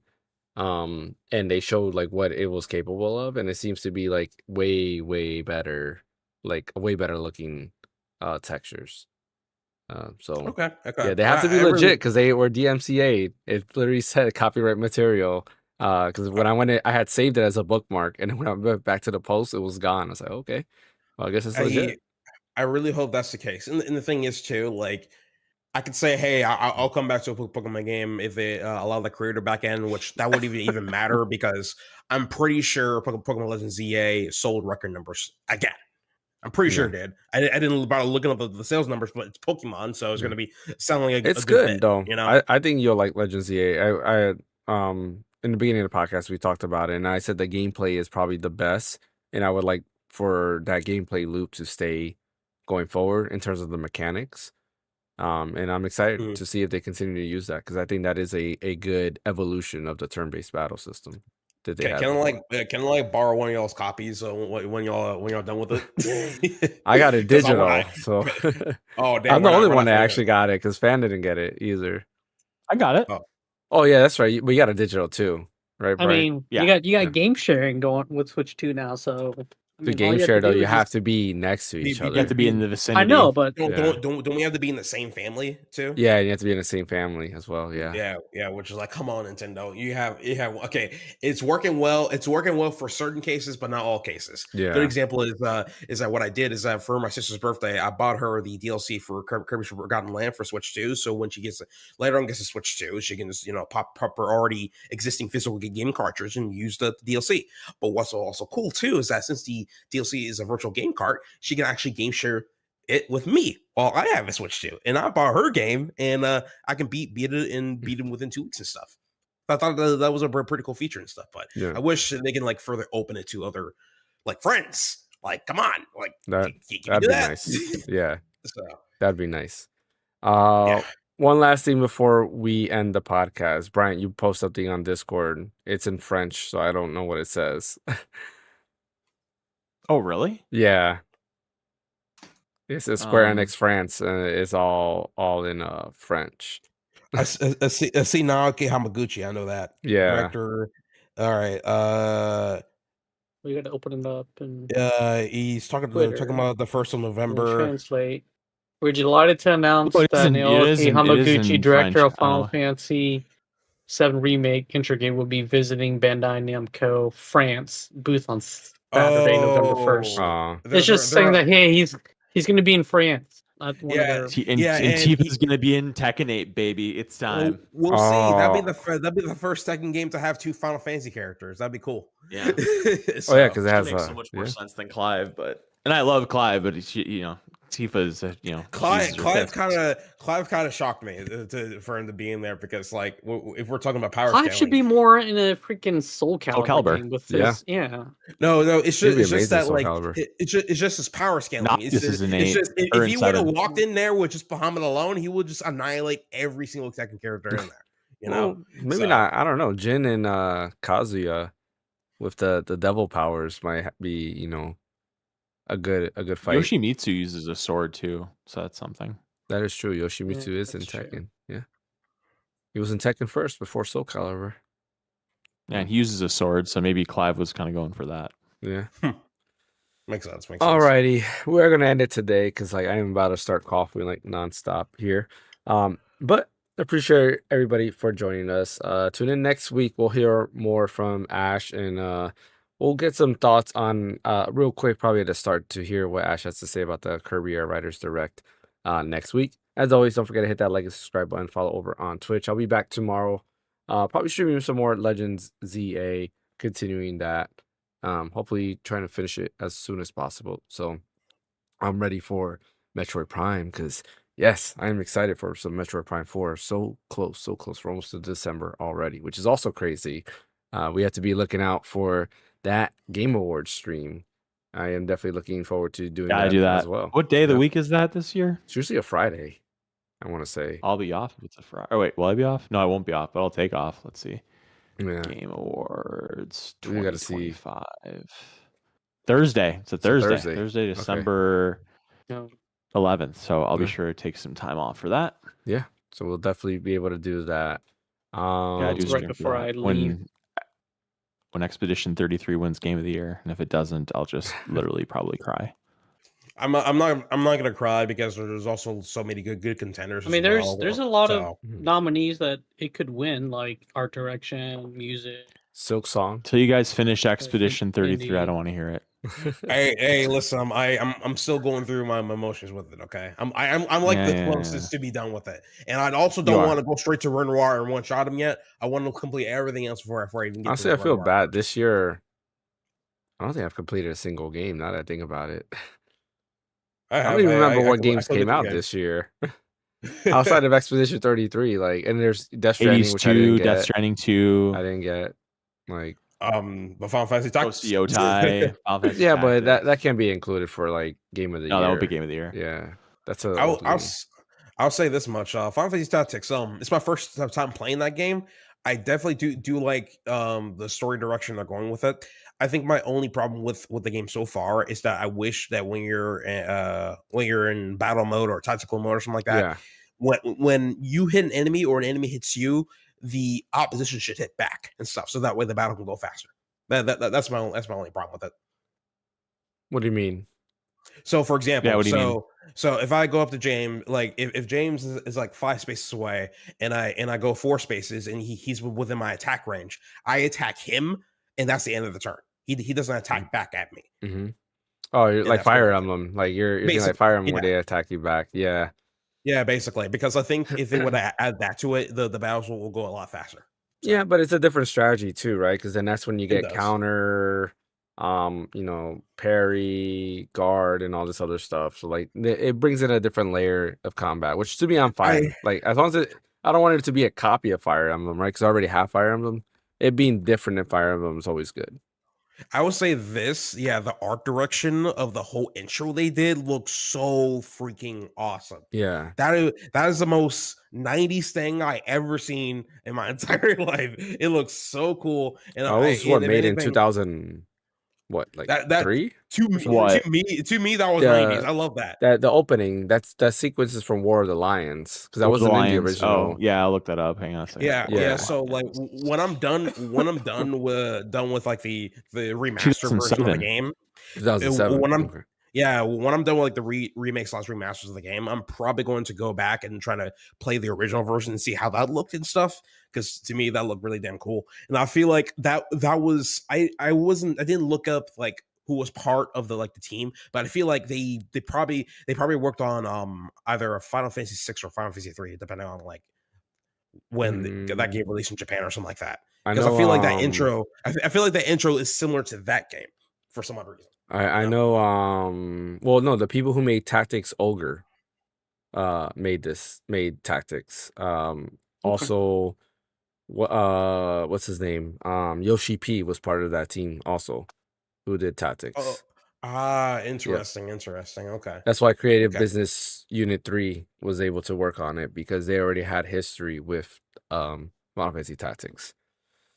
All right. Makes sense. Right, where can they catch you at?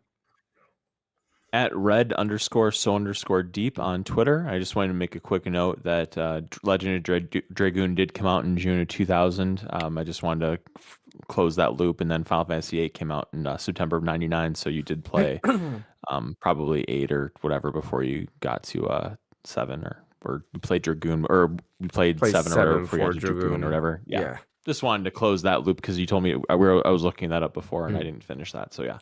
Okay. Anyway, yeah. What about you, fam? Where can I catch you at? You can catch me at Phaneckswhy at all the usual socials. What about you, Ash?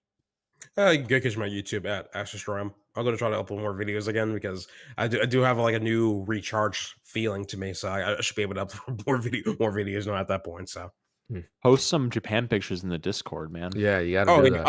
Oh yeah, I forgot to do that, but yeah, I'll do so. I'll do that. And as always, you can catch me right here at the Random Encounter. I'll see you guys tomorrow. Take care.